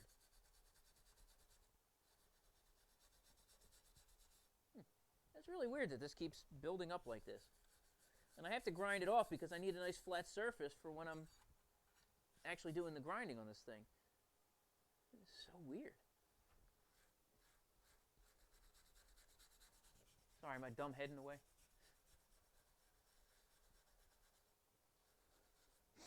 But, yeah, so this one's probably going to go up for sale tomorrow. I'll probably list it tomorrow.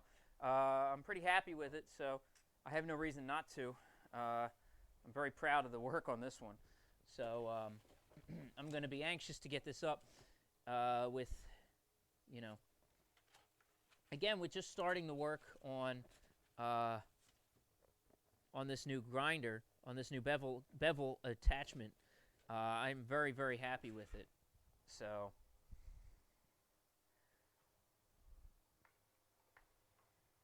giving me much better quality. I was happy with the little green one that I showed you, the little green paracord one, but compared to this one, it's like, wow, I'm not as proud anymore. Oh, knock this magnet off.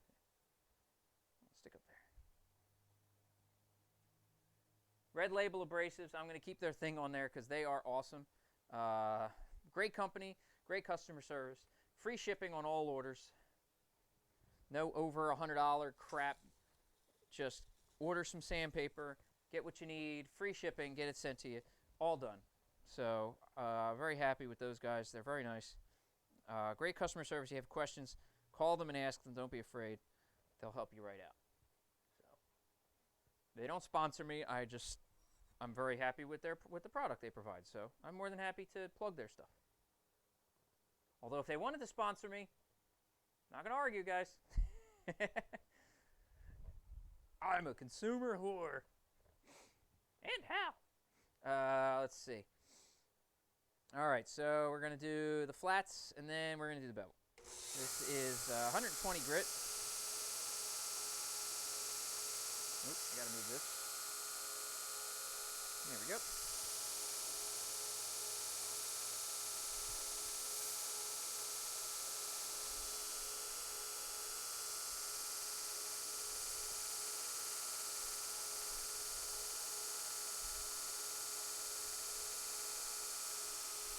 So not taking off a lot of material at this point. It's really just doing the cleanup sanding, making it look pretty. But I'm happy with this blade. I really hope this one is going to be as nice as I thought it would.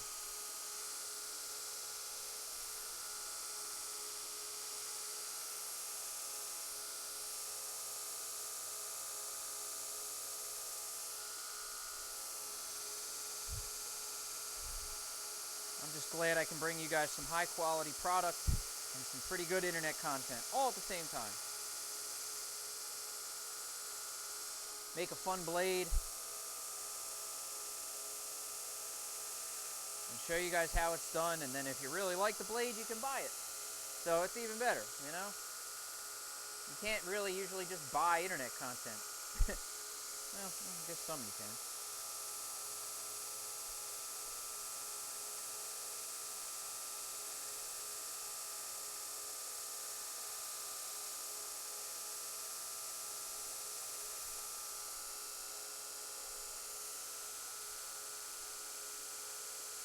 So hard to get the light. There we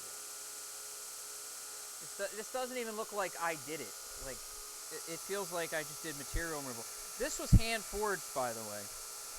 So for anybody new who's just watching, this was forged out of a piece of 1065 rail anchor, which is a very nice high carbon steel.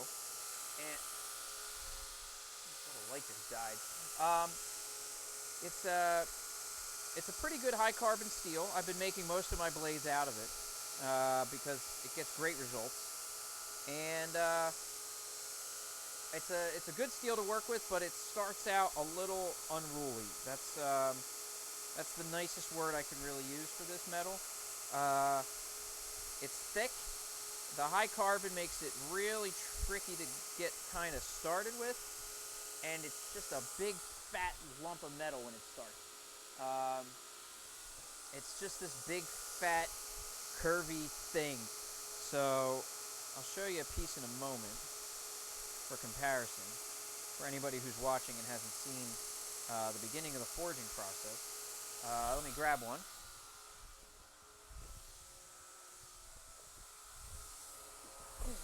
This is a rail anchor. This came out of it. So I hammered this from a piece of this. Not this piece, but one that looks very similar. Nearly identical. So basically I have to hammer the whole thing out from that, and yeah, it's a trip.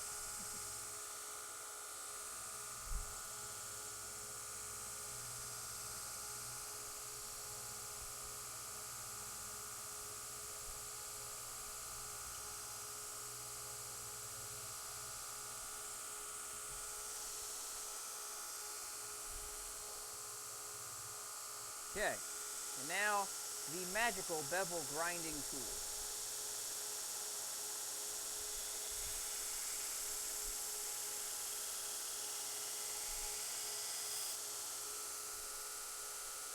Just doing its magical bevel grinding thing. God, this is gorgeous.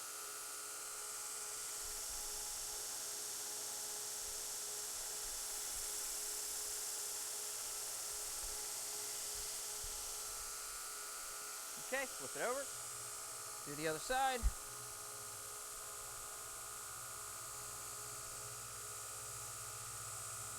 Trying not to do too much off camera here. I feel bad.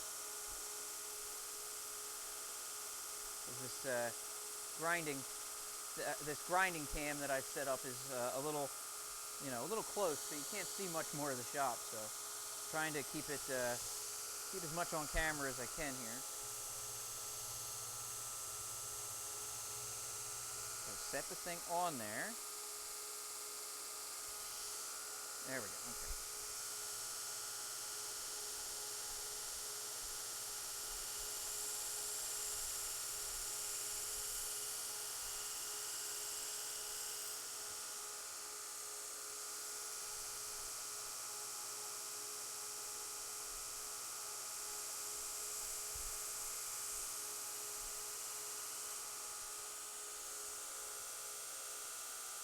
There you go, folks.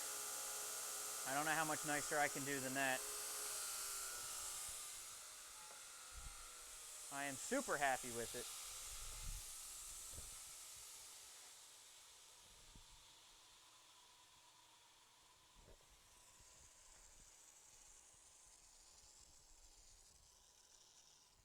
Okay. Take off another belt. That was 120. We'll go to 220. I'm going to leave these 220 belts for now because of personal reasons. If you missed that stream, lucky you. So we'll skip over to the other stack of belts I got over here. I got more belts, lots of belts. The In Your Head Forge will never be short of belts. Okay, let me hang up my other stack here. I try to keep them sort of from the coarsest to the finest, on the outside to the inside. Kind of helps me keep myself a little organized. So, all right, 180. We're going to skip 180 today. We're going to go 220. With the speed of this grinder, I am perfectly okay skipping that step. So, oh, we're going to have to loosen this? Yes, we are. No, it's pretty close. Let's see. Oh, yeah, that's perfect.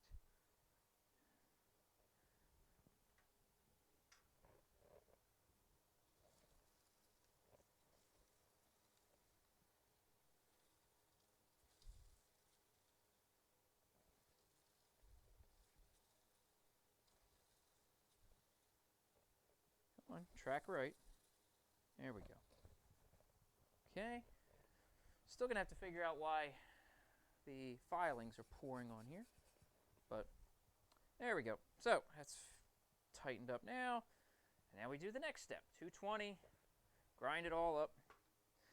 Since it's in the bevel grinder, I guess I will do the bevel first. Because why not?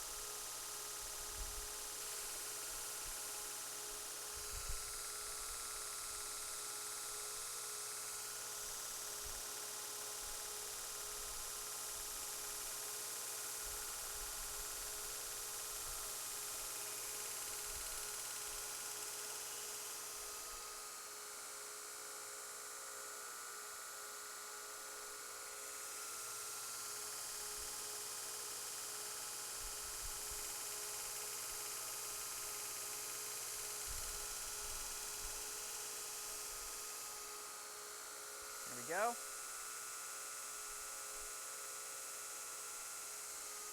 Let's flip it.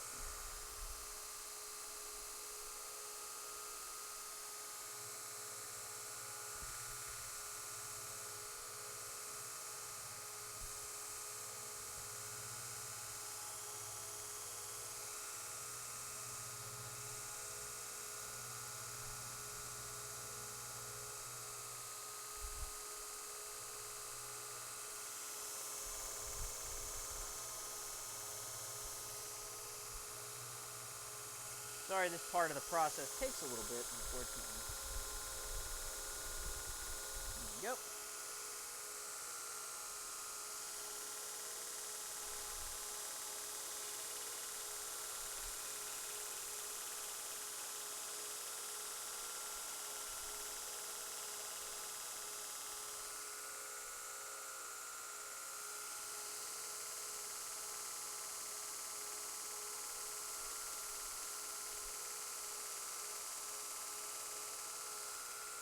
There we go. There's the edge starting to really shine. We'll take this off, do the flats, keep moving on. The sharpening part always takes what feels like forever.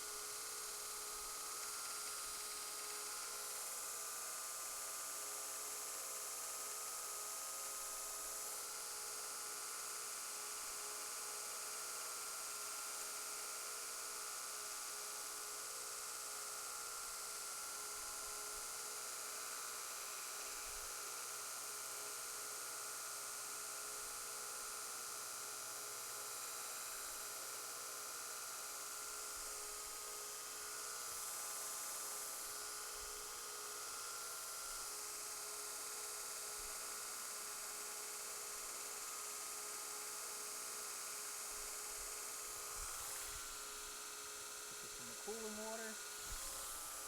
Not cool water. It's a cheap cologne from the 90s. I need to put it in the cooling water.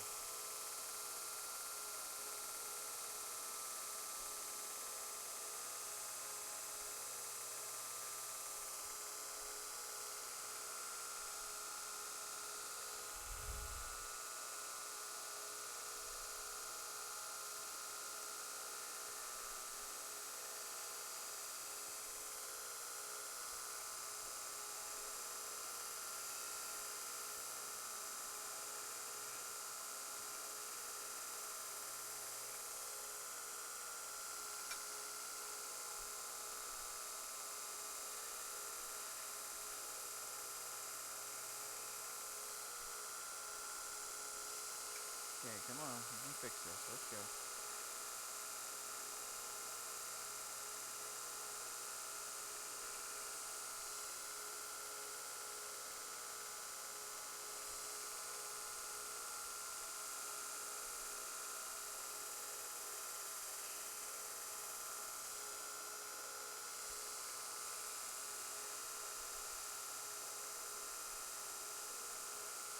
Hot.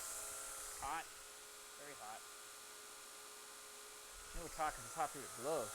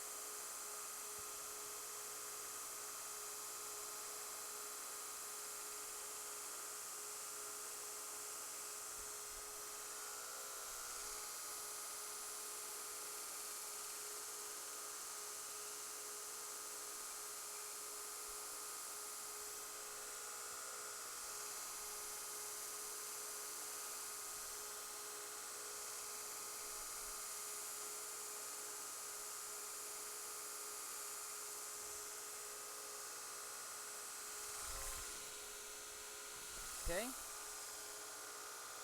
think we're good there. Now we'll move on. Almost there, folks. Hang on tight for me. I got an email.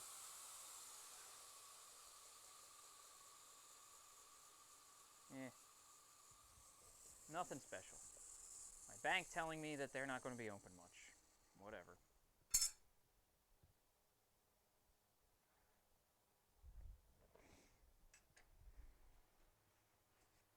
I didn't even think banks were open as it was. The way this is.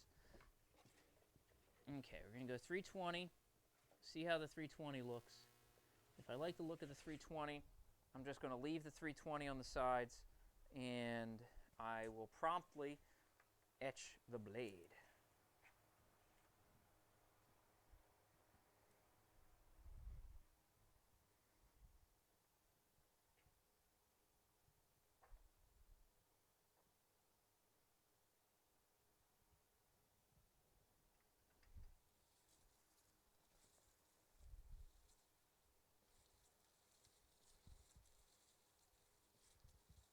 Okay, cool. Centered. Nice. Put that right about there. If you're still out there, folks, please drop a line, say hello. I love hearing from you. I know it's a quiet night, and I hope everybody's well from all the coronavirus stuff. But I hope if you're out there, you're still doing all right, you're staying safe. So please feel free to just say hello as well.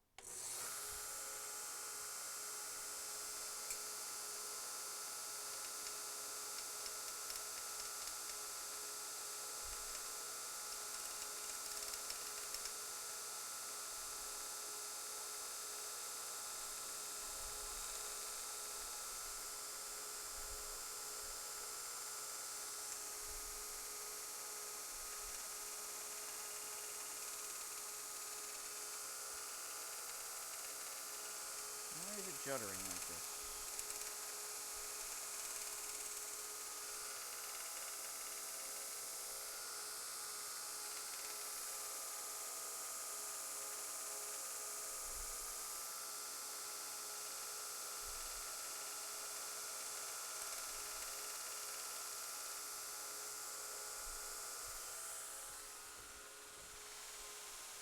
Yo, Gio, how you doing? Well, this is what's up. How's that? How's that for a what up?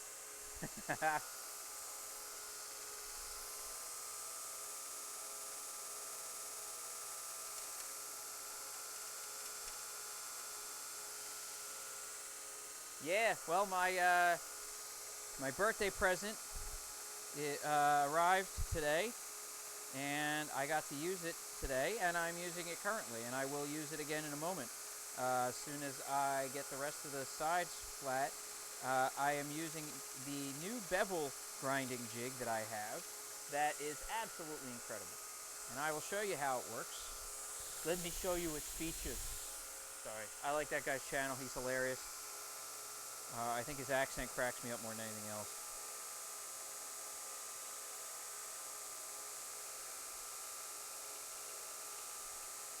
I'm not making fun of him, believe me, because I know he could rip me in half like a phone book.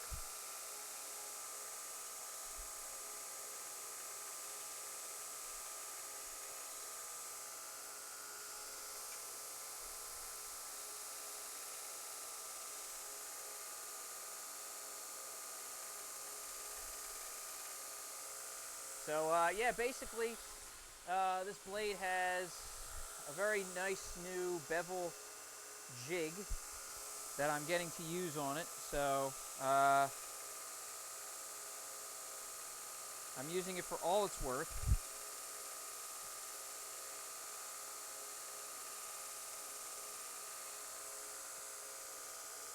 So I'm just trying to get it as clean as possible. There's just a little spot up there that I'm trying to flatten out. Must have hit it at a bit of an angle or something. So I'm trying to take that out.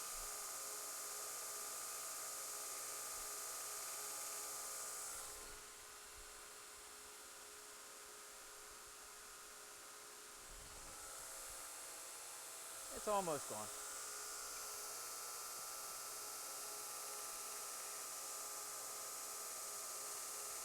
But this new jig, let me tell you, lifesaver. And probably one of the best birthday presents I've received in quite a while.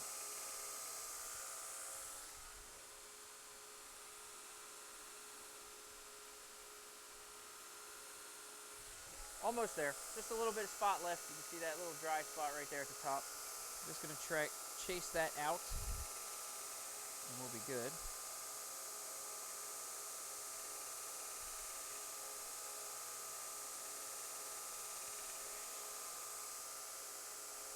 Okay.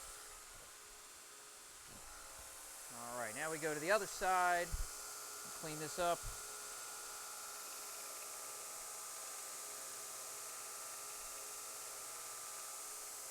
I think I need to kind of, I can do this with a hand sander. I want to try doing it with this. I got to sand the edges because they're all nice sharp 90s. So I'm probably going to take some 220 to the edges and kind of just rough them up a little bit.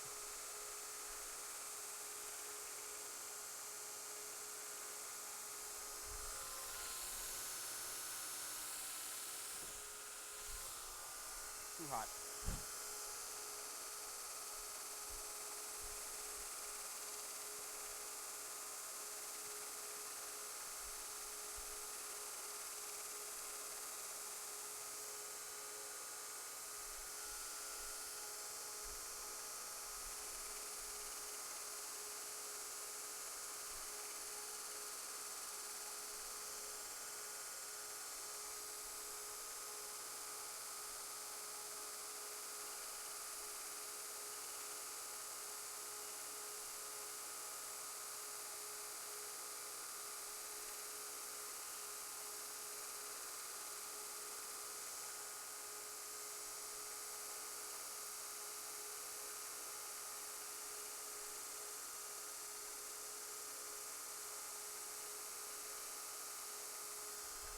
I got to reduce the pressure a little bit when I'm grinding with the finer belt.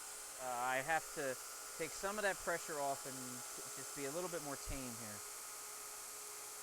Not try to force it. Just let the belt do the work. It's a much lighter touch. I mean, I know I said before that I don't really need to give it much, but these belts, just give it a little bit of pressure.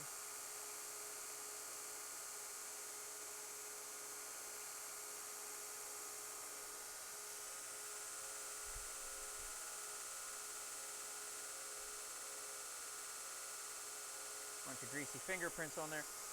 So now we're going to grind the bevel. So I'm going to put it on this lovely bevel jig. Boom. Right there, bevel jig.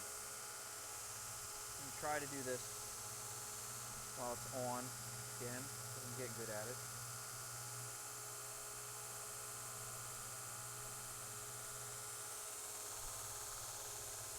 Seat everything. Put it on. And I'll show you how easy this is. So you can see the bevel there. It's got some fingerprints and crap on it. We're going to fix that right now.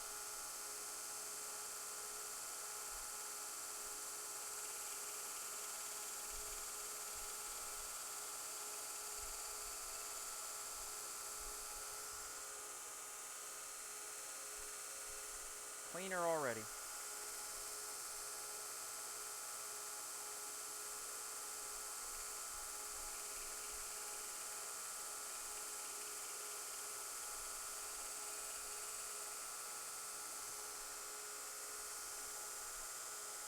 Sanded my glove.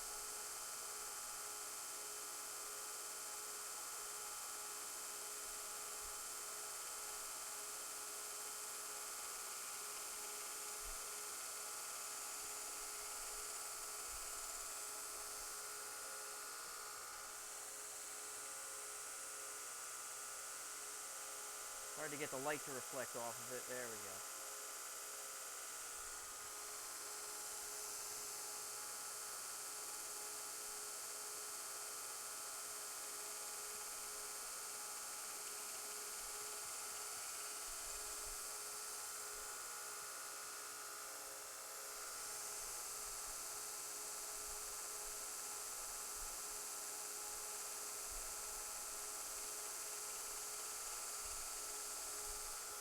Okay, now we're going to flip it and do it to the other side.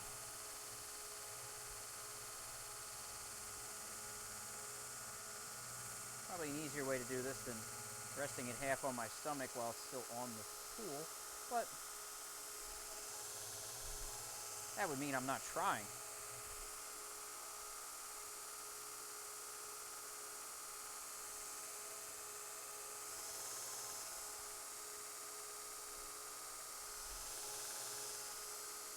Perfect.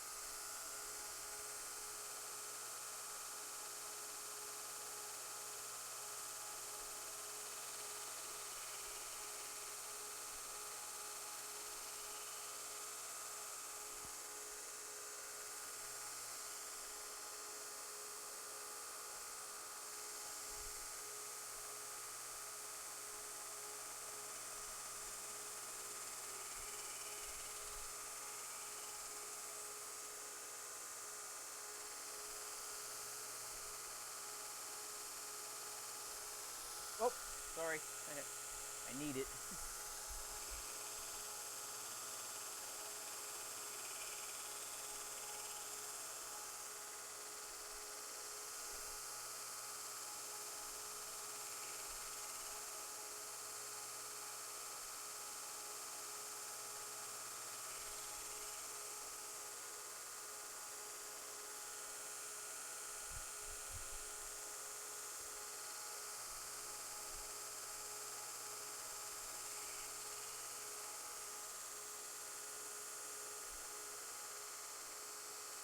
One more pass.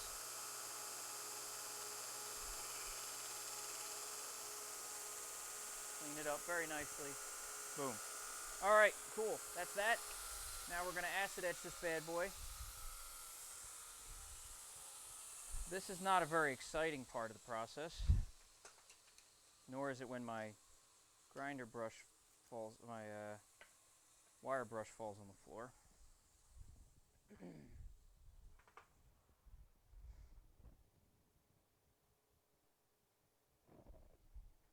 Okay, so I'm going to point this over here towards my bucket o' acid. I'm going to take off my leather gloves because they're not going to do me any good. And I'm going to put on some, well, a rubber glove.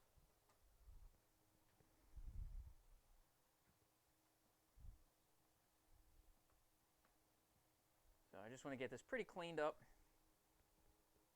Need dirt, debris, or any of that crap off of here first. The acid has a good enough chance to etch. Handle I'm not as worried about, but I'm trying to get it clean.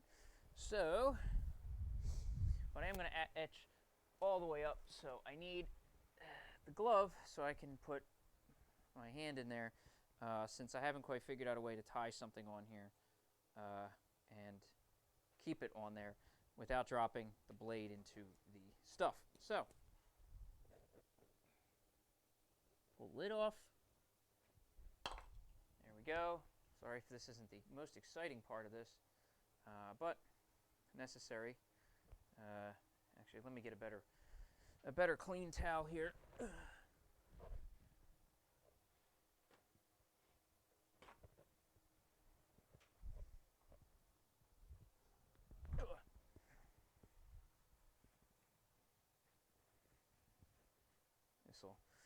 I think there's a little bit of oil on that rag. So now we're getting nice and ready. It's pretty clean. So use the gloved hand and put it right there. If I'm going to put a dot anywhere, I'm going to dunk it right in there. Actually, I have to just dunk it all the way in there. There we go. So now the etch is going to look interesting because it's going to be very dark up towards the blade. Only where I heat treated, it's going to be very, very dark. Where the heat treat did not go, the etch will not take as quickly. So even though this is all the way into the acid, so it's just below the level. I know it's hard to see. I apologize. This is not a good part here. But as I pull this up, yeah, a little bit more. Just a little bit more. this will give it a nice black finish and a good rust protection.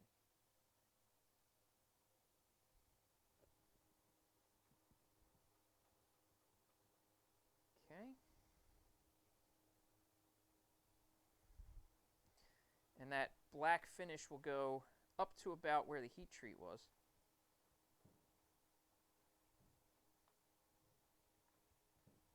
And you get a nice dark blade.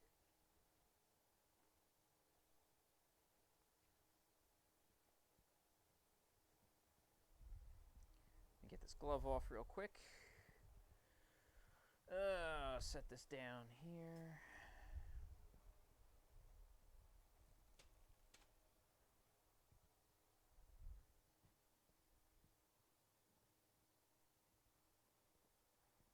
And the Achilles heel right there where I had my finger on it, which is kind of cool.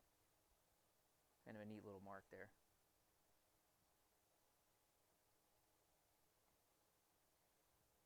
The blade really needs the rust protection more than anything, so I'm not really worried about it. But there you go.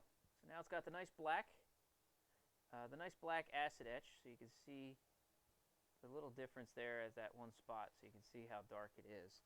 It's still very shiny, so it's still quite reflective. But now that we've done that, I'm going to put it back in the jig, and we're only going to do the jig here because from here on out, I am just going to do the bevel and basically the edge. It's already really sharp. I mean, I might just take it down to like 600, but we'll see. We'll see how we feel. But as far as how sharp it is, let's test it. Oh, it needs to be stropped. I know that feeling.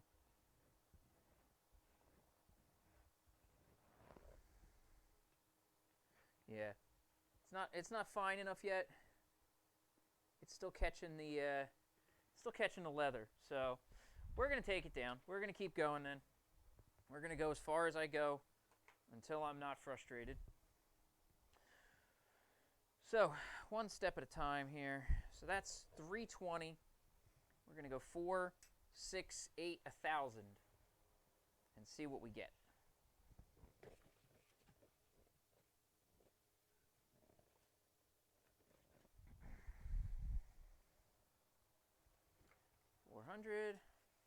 I should move the camera back, shouldn't I?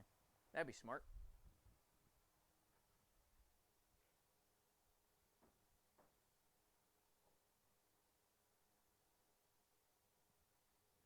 All right, let's move the camera back here on the grinder.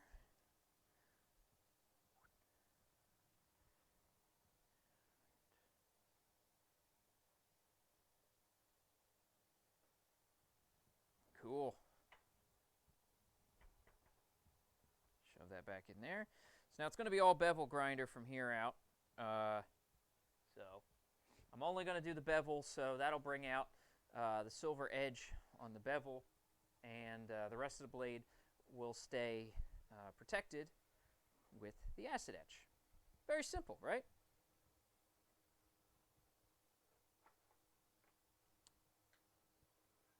I mean, in theory, everything's simple.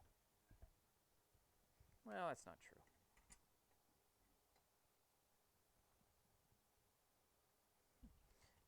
Some things in theory are just as difficult.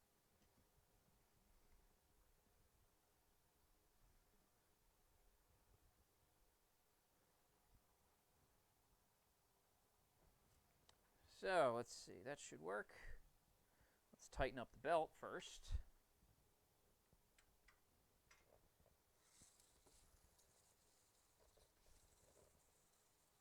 Beauty. So if you're still out there, please don't forget to drop a line, guys. I want to hear from you. I love getting to chat with all of you. So please drop a line. Let me know you're out there. Let me know you're watching.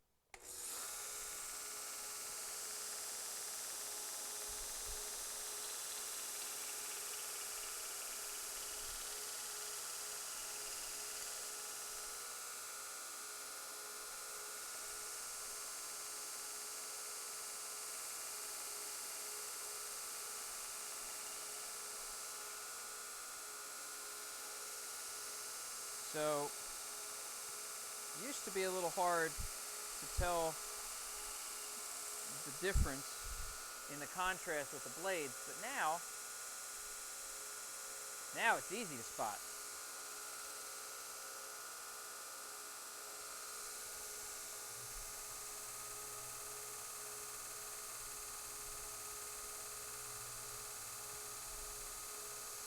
Okay, we'll flip this.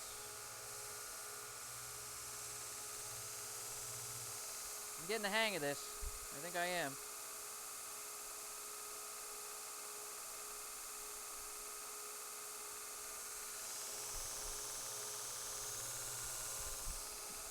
I'm going to tighten that down some. Get in there. There you go.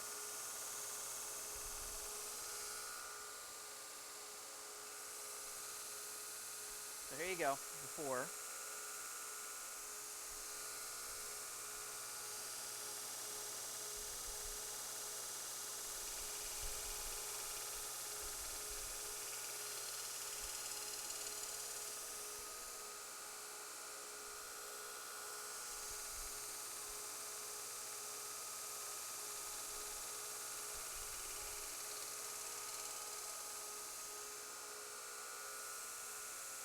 After.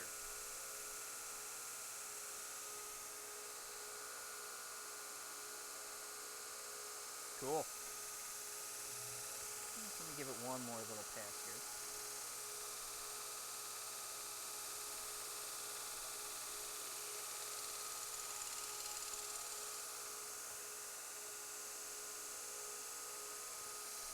There's a little spot right in the middle.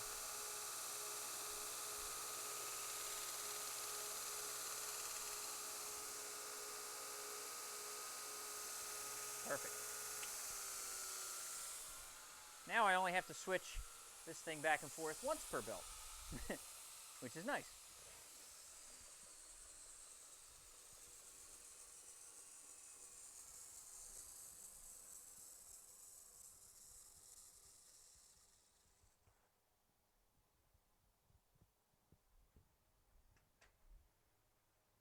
Whoop. Focus. 400. And now 600. Follow the arrows. Yeah, arrows.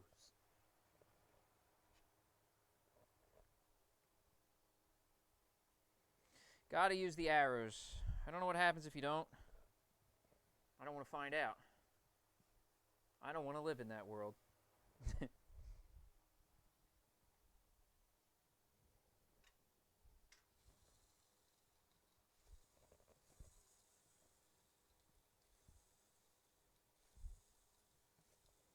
Okay, here we go.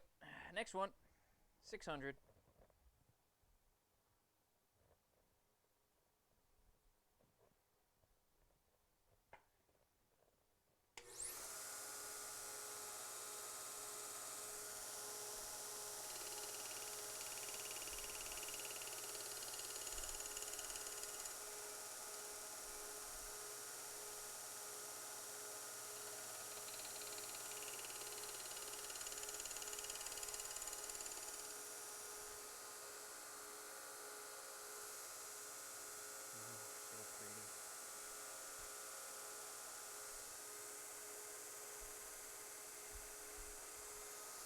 Okay, flip it.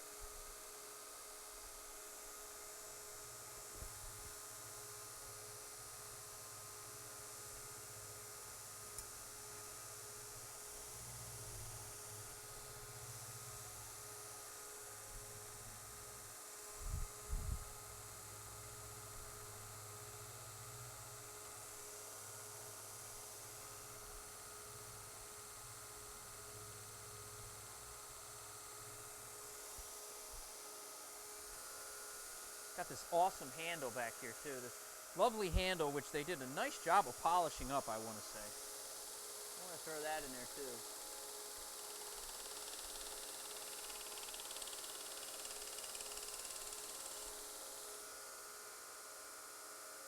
On top of all the other things they did right making this.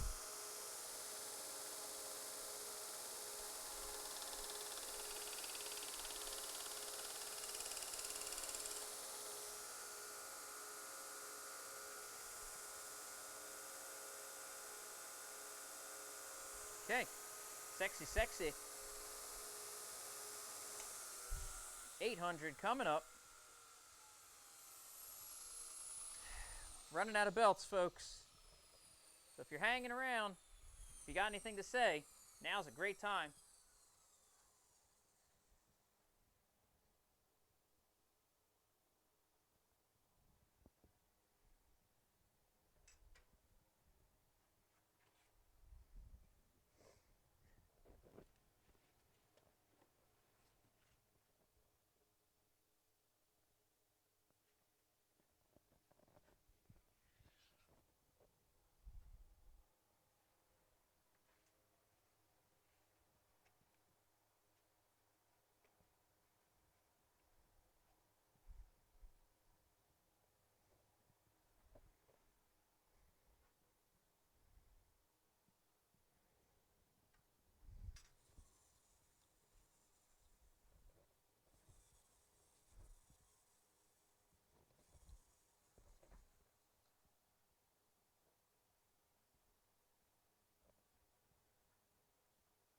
Okay, here we go. 800 grit.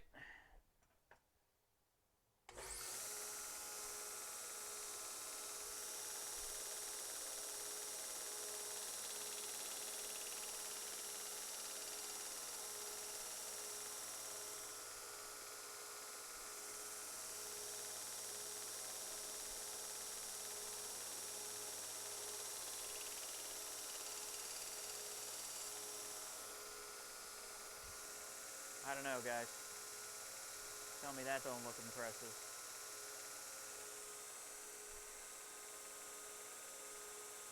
My lord, that is beauty. Now we're going to flip it.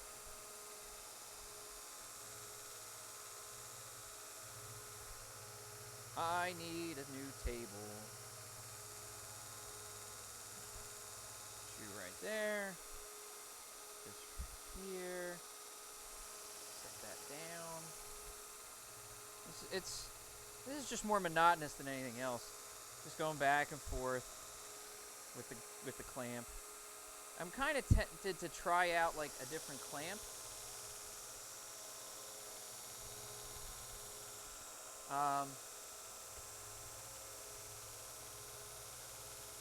Like I have like pretty strong like V clamps or A clamps, whatever the hell those little things are called. You squeeze them. Not the bar clamps, but I forget what they're like. These little, they look like an A. Look like a letter A.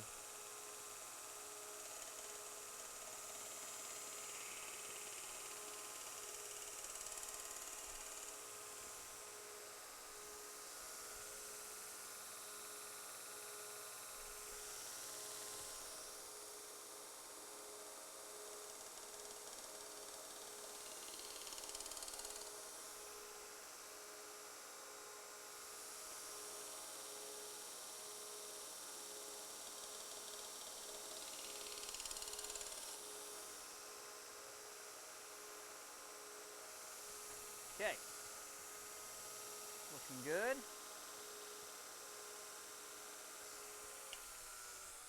Now we're going to go to 1,000.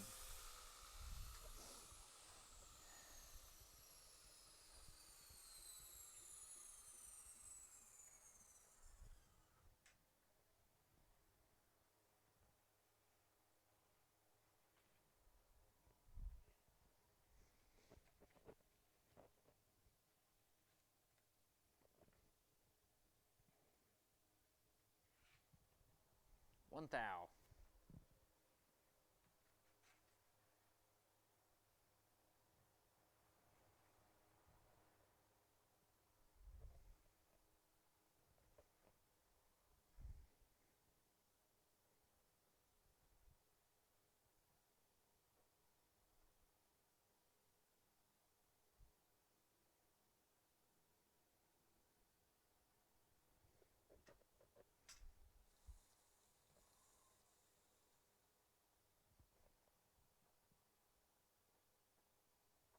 Not gonna lie, it ain't a ton of fun changing the belts 20 times, but, well, you get good results, so.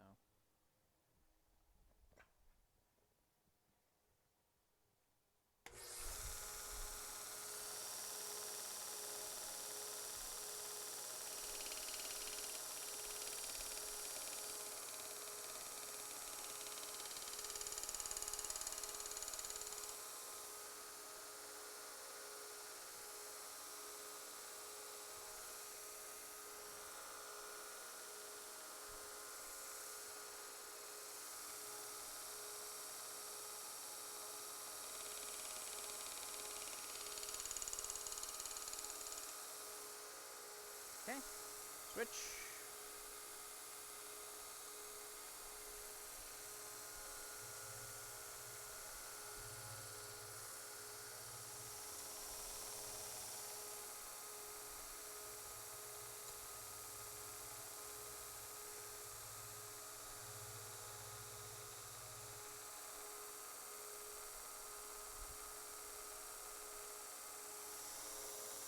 Oop. On the bolt.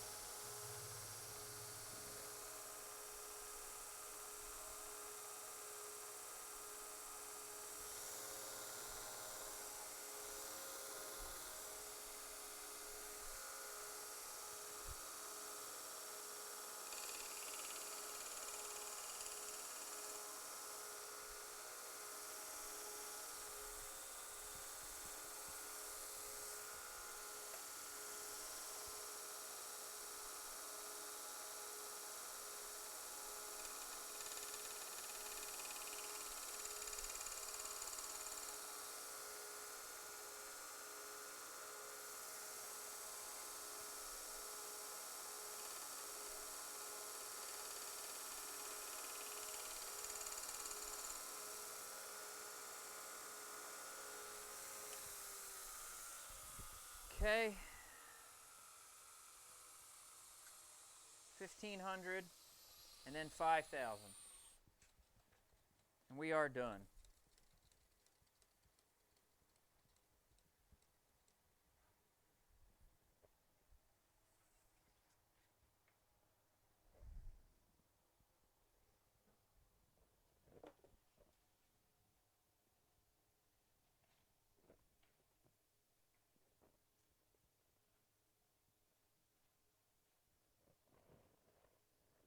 I'm going to skip 12 because I always do.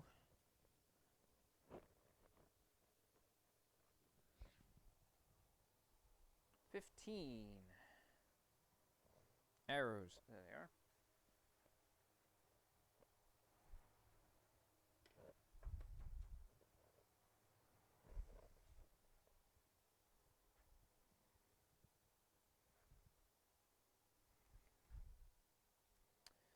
This magnet does not want to stay. Like your products, Red Lion, but your magnets aren't any good. Gotta get those magnets a little stronger.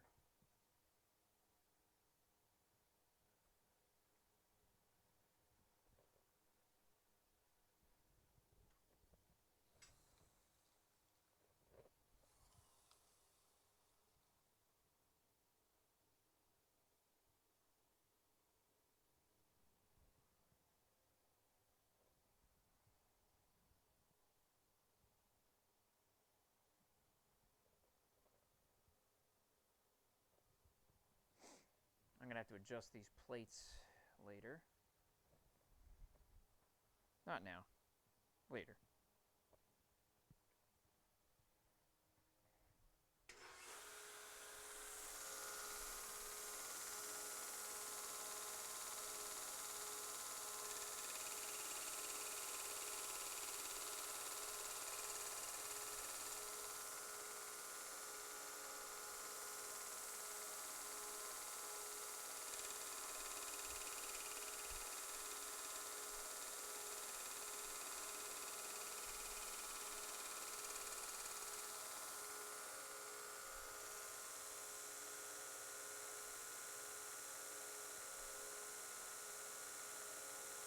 You can see my shop from here.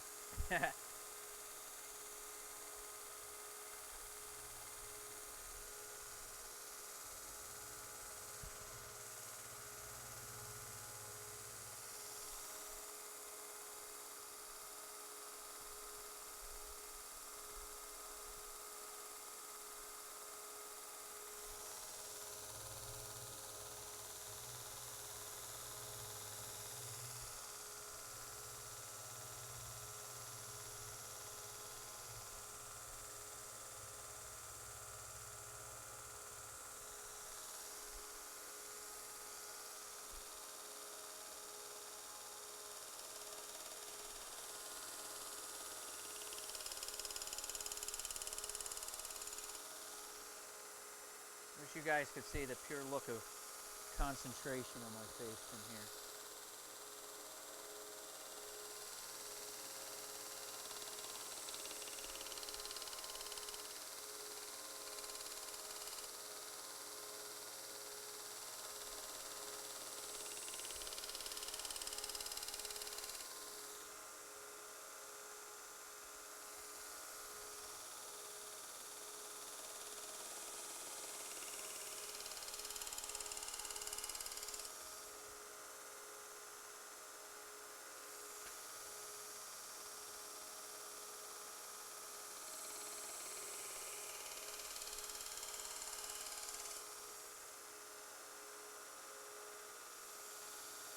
This one's a little bit off, so I got to do a little bit more grinding on it.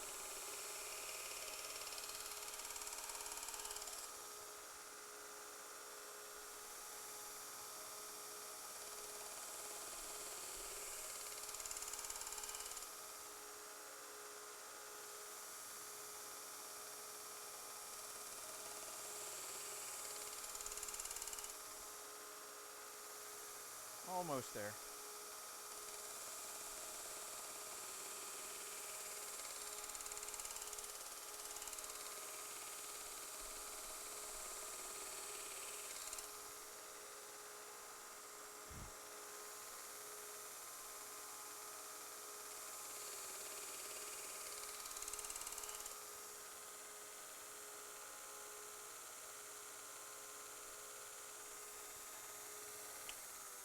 Uno mas, 5,000.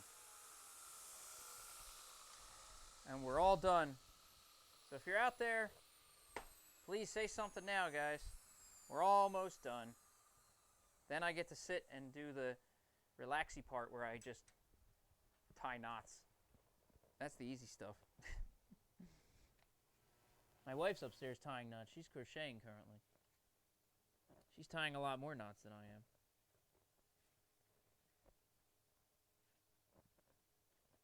She's a lot better at tying knots than I am. I should ask her to do my paracord wraps.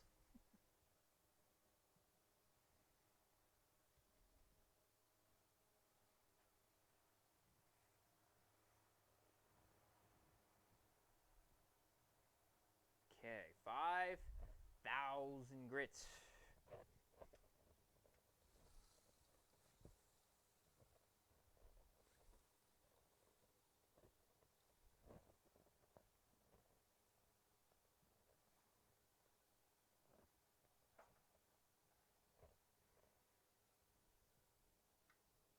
Let me try something here.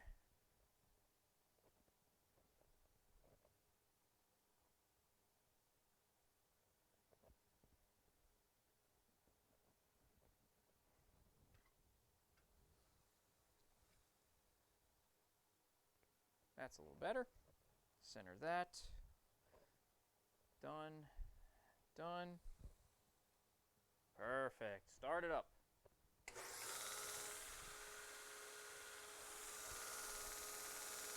Okay.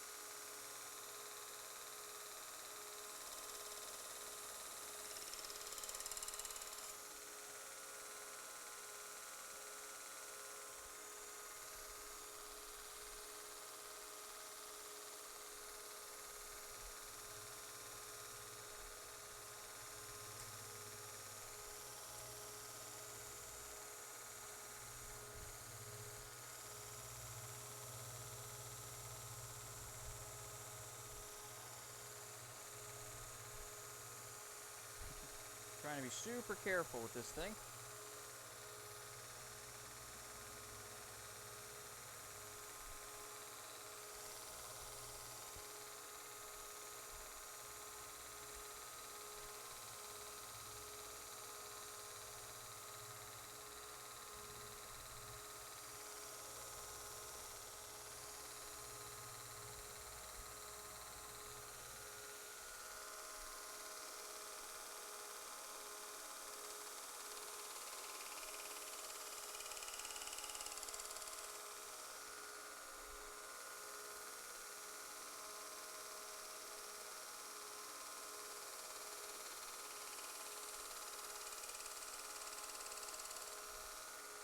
Sanded my glove again.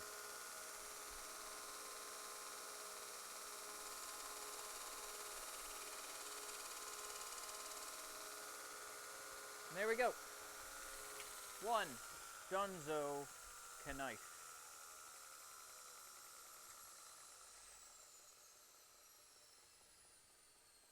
Well, it's not Dunzo yet. Still need to wrap it. That's the next step.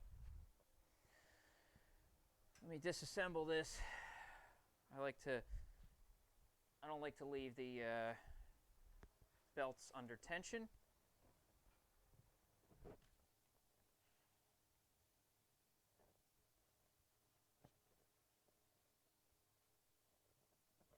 Okay.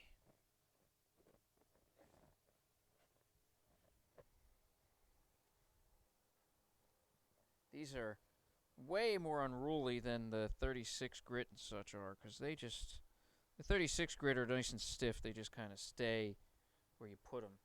These guys are like wet noodles. They just kind of do whatever.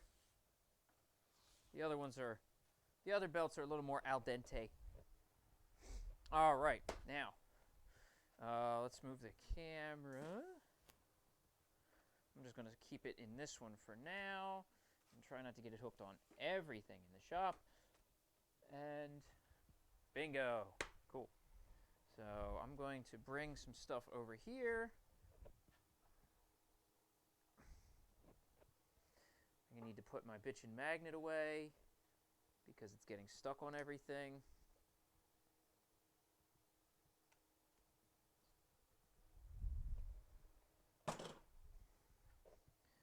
Bring the show pieces, put them away.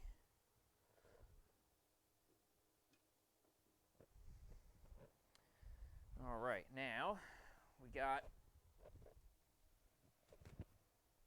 nice, fresh, clean cloth.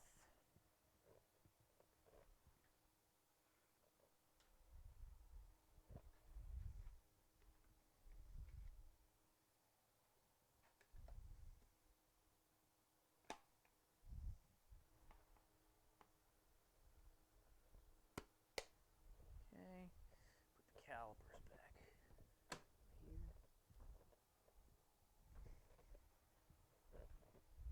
Okay, we are just about there.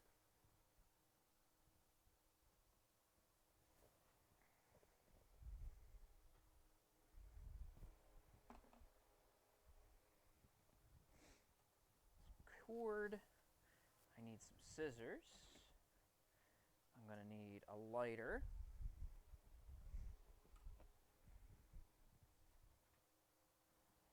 And I'm going to need this blade.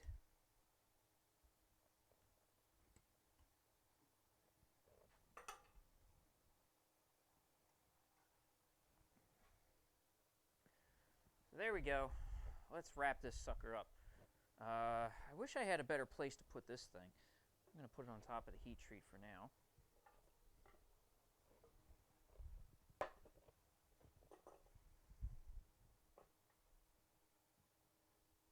Clean this up a little bit. Give myself a little more elbow room. And here we go. Don't need the clamp. I'll leave that with this. Okay, so here we go, folks. The home stretch as I sit on my mic pack again.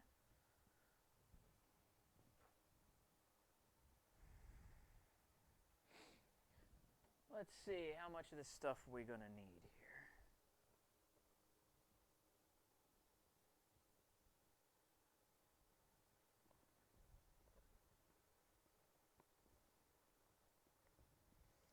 I gotta find an end. It's a big jumbled mess.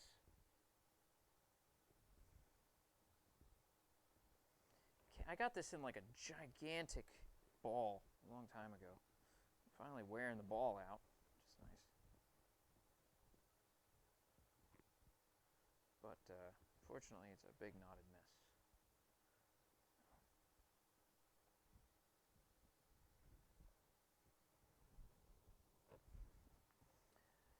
Anybody still out there? Anybody still hanging around? Let's see, how much we got here? 1, 2, 3. You know what? I got plenty of extra. I'd rather have more. Go 4.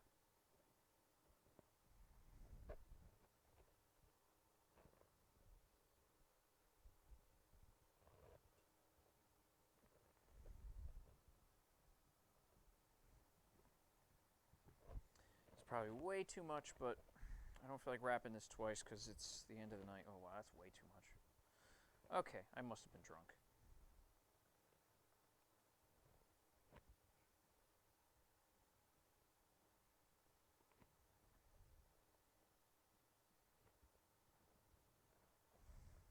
Oh, yeah.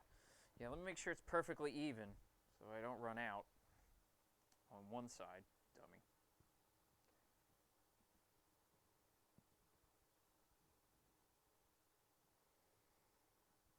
Okay, so I'm going to up my volume again.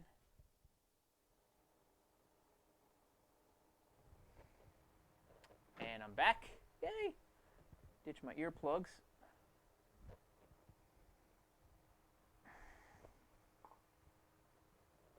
Here we go.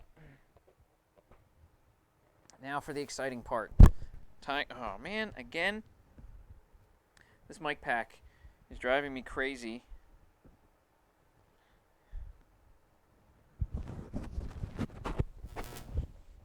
Okay. Just stay there. The mic pack is insistent on falling off at any chance it gets. So I'm going to just throw it here in this pocket for right now. All right, there we go. So now the real exciting stuff, guys, as I tie a lot of knots.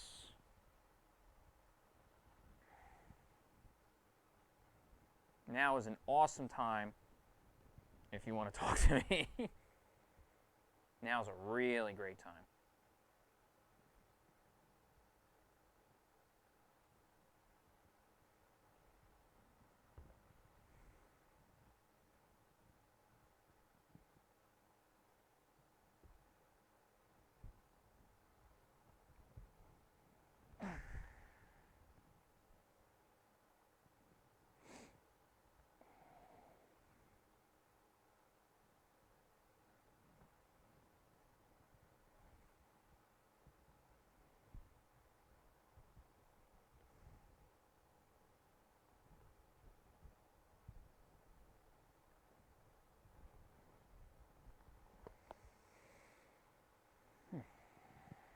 This part always beats the hell out of my hands, too.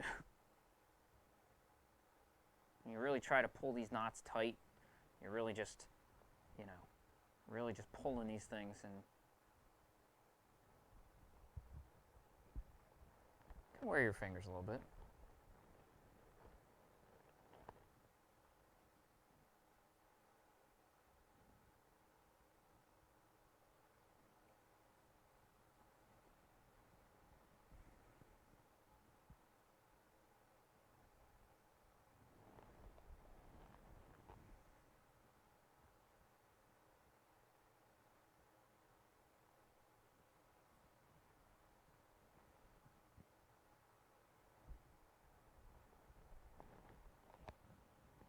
Get the nice little wrap going on here.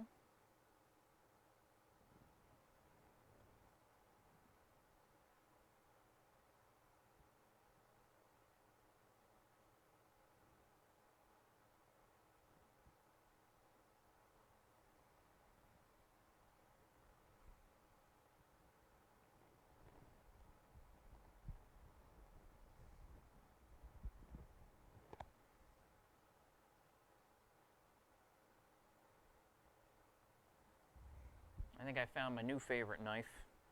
I thought the last knife I made was my favorite. This is my new favorite because it's pretty.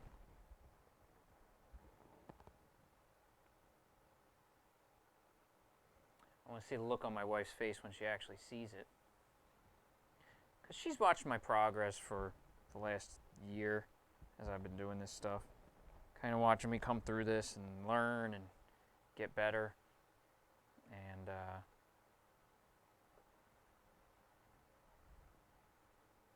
she knows I'm putting effort into it. She knows I'm not just like not trying. She knows I'm doing the best I can down here. You know, when you compare regular shop that, you know, where people do this for a living, you know, even look at Forged in Fire. Oh, hey there. How you doing, Legends? You're catching me during my monologue as I sit here and wax poetic. How are you doing, sir? Just wrapping up this project for the evening. If you would like to see it, I can bring it closer to the camera for you.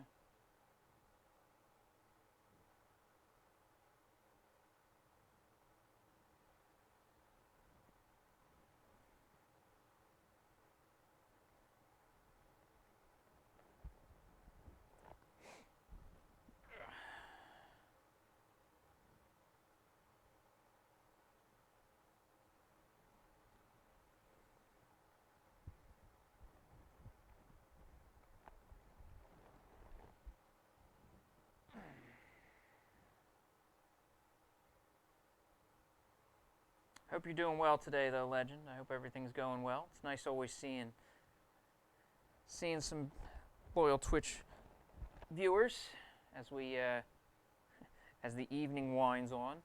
I hope everything is well, and I hope you're safe with all the Corona stuff. I know it's not fun, so I hope you're safe. I hope your family's well.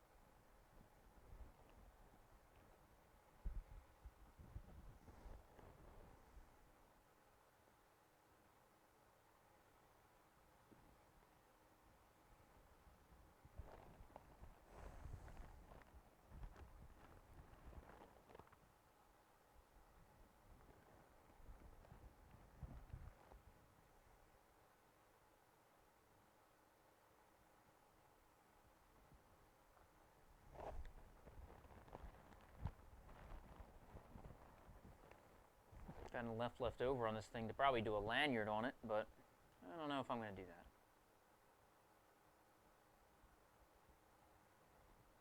Lanyards are always cool, but I don't know if the person who gets it would want it. I think they're cool. Somebody else might not.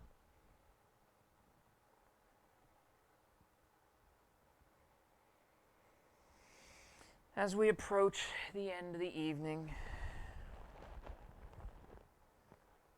as I approach the end of a birthday. Opera House, how are you? Hope you're doing well. Welcome to the stream. You're catching me kind of here at the end of the project for today. As I am East Coast USA, it's a little late for me, but welcome to the stream.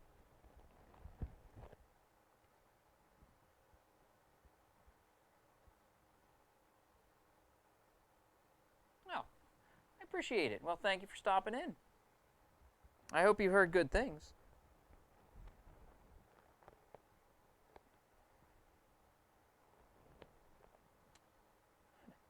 I've become better, probably, since you've last seen. I've grown. I've expanded my shop. I've been making some better products, new projects. I was briefly, maybe about a year and a half ago. I played. I gamed, and then next thing you know, I finished my forge. And I never looked back. Don't get me wrong, I had a lot of fun gaming. Streaming like that was a lot of fun, but I just had a lot more passion for making. I always have. I've had a wood shop in my basement for, well, as long as I can remember. And a forge was the next logical step.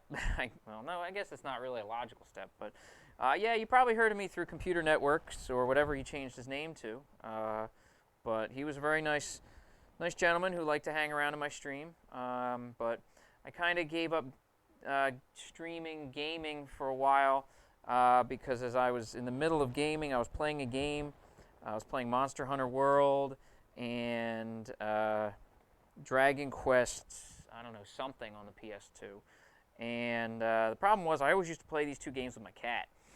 And one day my cat suddenly passed away. She got a blood clot and passed. And unfortunately, I couldn't bring myself to play Monster Hunter again because if you've ever played Monster Hunter World, I don't know if you have or not, but if you've ever played that game, you get a Palico that follows you around, and you can customize said Palico. Well, I customized mine to look like my cat, so I never really turned that game back on again, unfortunately. It was an okay game, but I just couldn't bring myself to turn it back on. So I kind of stopped gaming, and I just started doing this. So I wasn't getting a huge following gaming.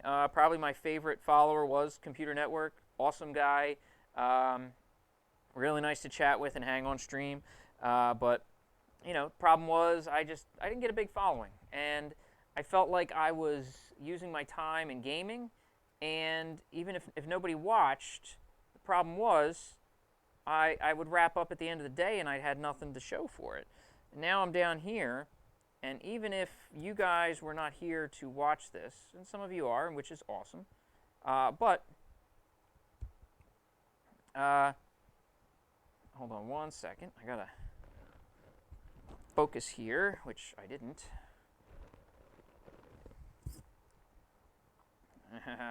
Dummy.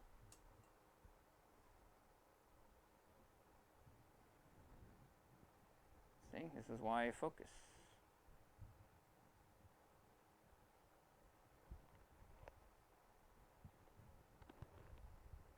But even if you guys weren't here to watch me, I would still, at the end of the day, have a knife. So, I'll tell my mom I'm doing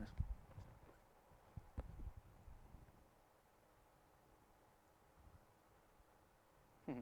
Yeah, no, it's, I hear you. But that's why I kind of stopped gaming. So, this is what I do now. This is the fun I have. So, if you enjoy blade making and watching a guy in his basement yell and swear at machinery, you've come to the right place.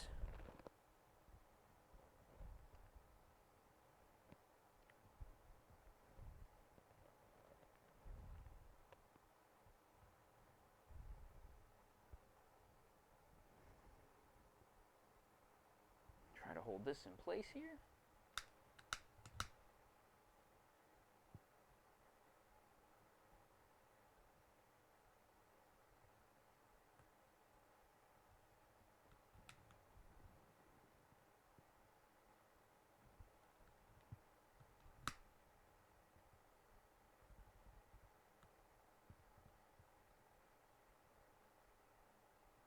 Come on, baby, catch.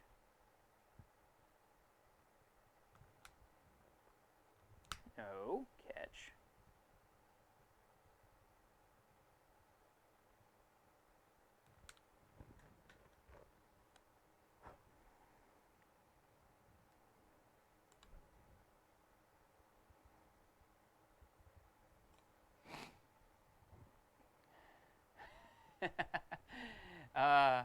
Yeah, well, the problem was when I was playing on a PS2 and I was playing to a really good, you know, HD TV and converting the PS2 to HD TV, it just decided that there would be way too much lag. And trying to play Hot Shots Golf when there's lag at all, you know, not very fun. Also, not really possible. So, oh, thank you for the follow, Opera House. Promise I won't disappoint you here.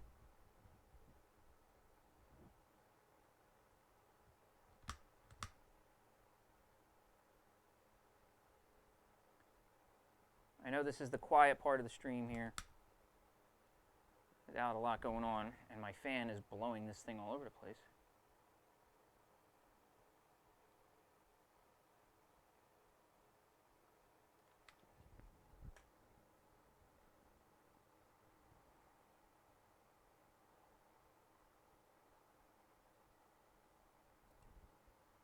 And just like that, well, this is kind of the podcast now. I'm going to start having some friends down here, but I've always kind of considered it in your head still.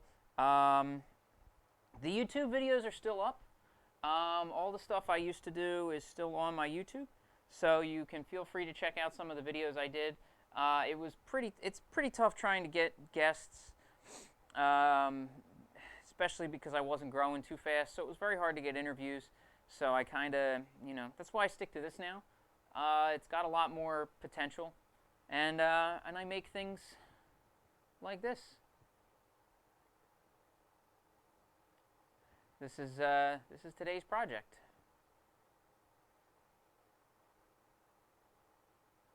So that's what I do with my time.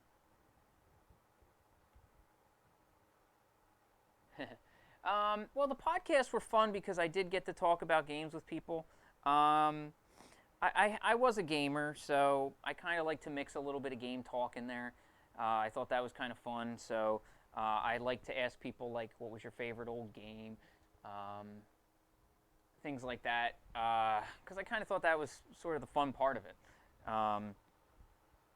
Everybody's got it doesn't matter who you are. Everybody's played video games. Everybody's got a game that they like. And, if you ask people that, it's fun to see where the conversation goes. It's interesting to see what you learn about somebody based on a video game they like. Everybody's a little different. Some people, love old school stuff, and some people like new stuff. The problem was it was hard to have, like, good guests. I'd love to, all my guests were great. But it was hard to just keep getting good guests. I had to keep finding people, and it was very time-consuming. And if you don't get a guest somebody knows, you're not getting shares, and you're not getting, it was very tough. It was very hard, and nothing against the guys that that were on. They were great, and that they all had pretty good followings and stuff like that. But it's just very hard to keep growing with things like that. So, I've kind of expanded to do this now, and this is kind of what I enjoy. So, unfortunately, the podcast is kind of on the back burner. I am going to start having some people on here where I'll be able to interview them and have some fun with them that way, and actually get to ask some cool questions to guests. So I'm going to have people kind of come down here. And I don't know if I don't think I'm gonna live stream it. I'm probably gonna record it and put it up just to YouTube, because I'd like to build the following there. But so yeah, I'm probably gonna do that, start that shortly. But I wanted to make sure the whole shop was the way I wanted it, and that I could make a product like this. So yeah,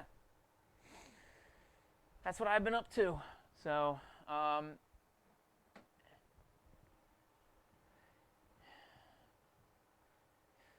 Yeah, it is. It's hard to let some of that stuff go sometimes, but I kind of realize I have to. If it's not going to grow, if you're not growing, like they say in business, if you're not growing, you're dying, and that's a rather pertinent statement, because it's true. And if your podcast isn't going anywhere and it's not really growing, there's not as much of a point to do it. And for this, even if it's not growing too rapidly, I'm getting more followers on Twitch, and YouTube people are checking it out, and my friends on Facebook can always check it out. But again, the issue is, if I don't, even if I sit down here all day and talk on Twitch and I have 0 viewers, I still have a thing that I made and I can sell when I'm all done. So, it's not a bad trade-off. So, I wish I was bigger. I think everybody does. I mean, everybody wishes they were more popular on social media and stuff. So, but this is so it's kind of what I do now. I mean, I try to stream Tuesday and Thursdays, a little more now because of the quarantine. But feel free, please stop in anytime. Keep the notifications on. Most of it's just me working. Either I'm hammering here on the anvil in front of me, grinding out something over here. Anything to make a finished product. So I'm trying to bring the best quality stuff I can to you guys as I learn and get better. From the first junk couple pieces of knives that I made, and now I feel good that I'm bringing you guys, really cool quality products. So really, I thank you for the follow, everybody else who does, and Computer Network and all those guys. So it means a lot to me that you guys check me out. It really does. So that doesn't go unnoticed. Believe me, it means a lot that you guys just come in here and just watch and just hang out while I make stuff. You don't have to, but you do, and that means a lot to me. So I really got to thank you guys, but it is getting on it. It's 11:15 Eastern Standard Time, and I kind of want to get a shower, get to bed. I've been at this for 3 hours on this stream, 3 hours and 43 seconds, and probably 3 hours earlier. So I think it's about time to wrap it up. But really, thank you, Opera House, for stopping in. I do hope you can hop in later. I will be around a lot, so keep the notifications on, because you never know when I make something cool like this. So hopefully I'll see you again next time. And as always, thank you so much. Take care.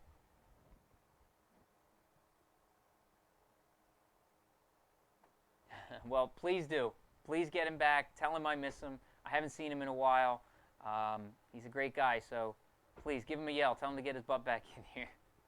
Thank you so much. Take care.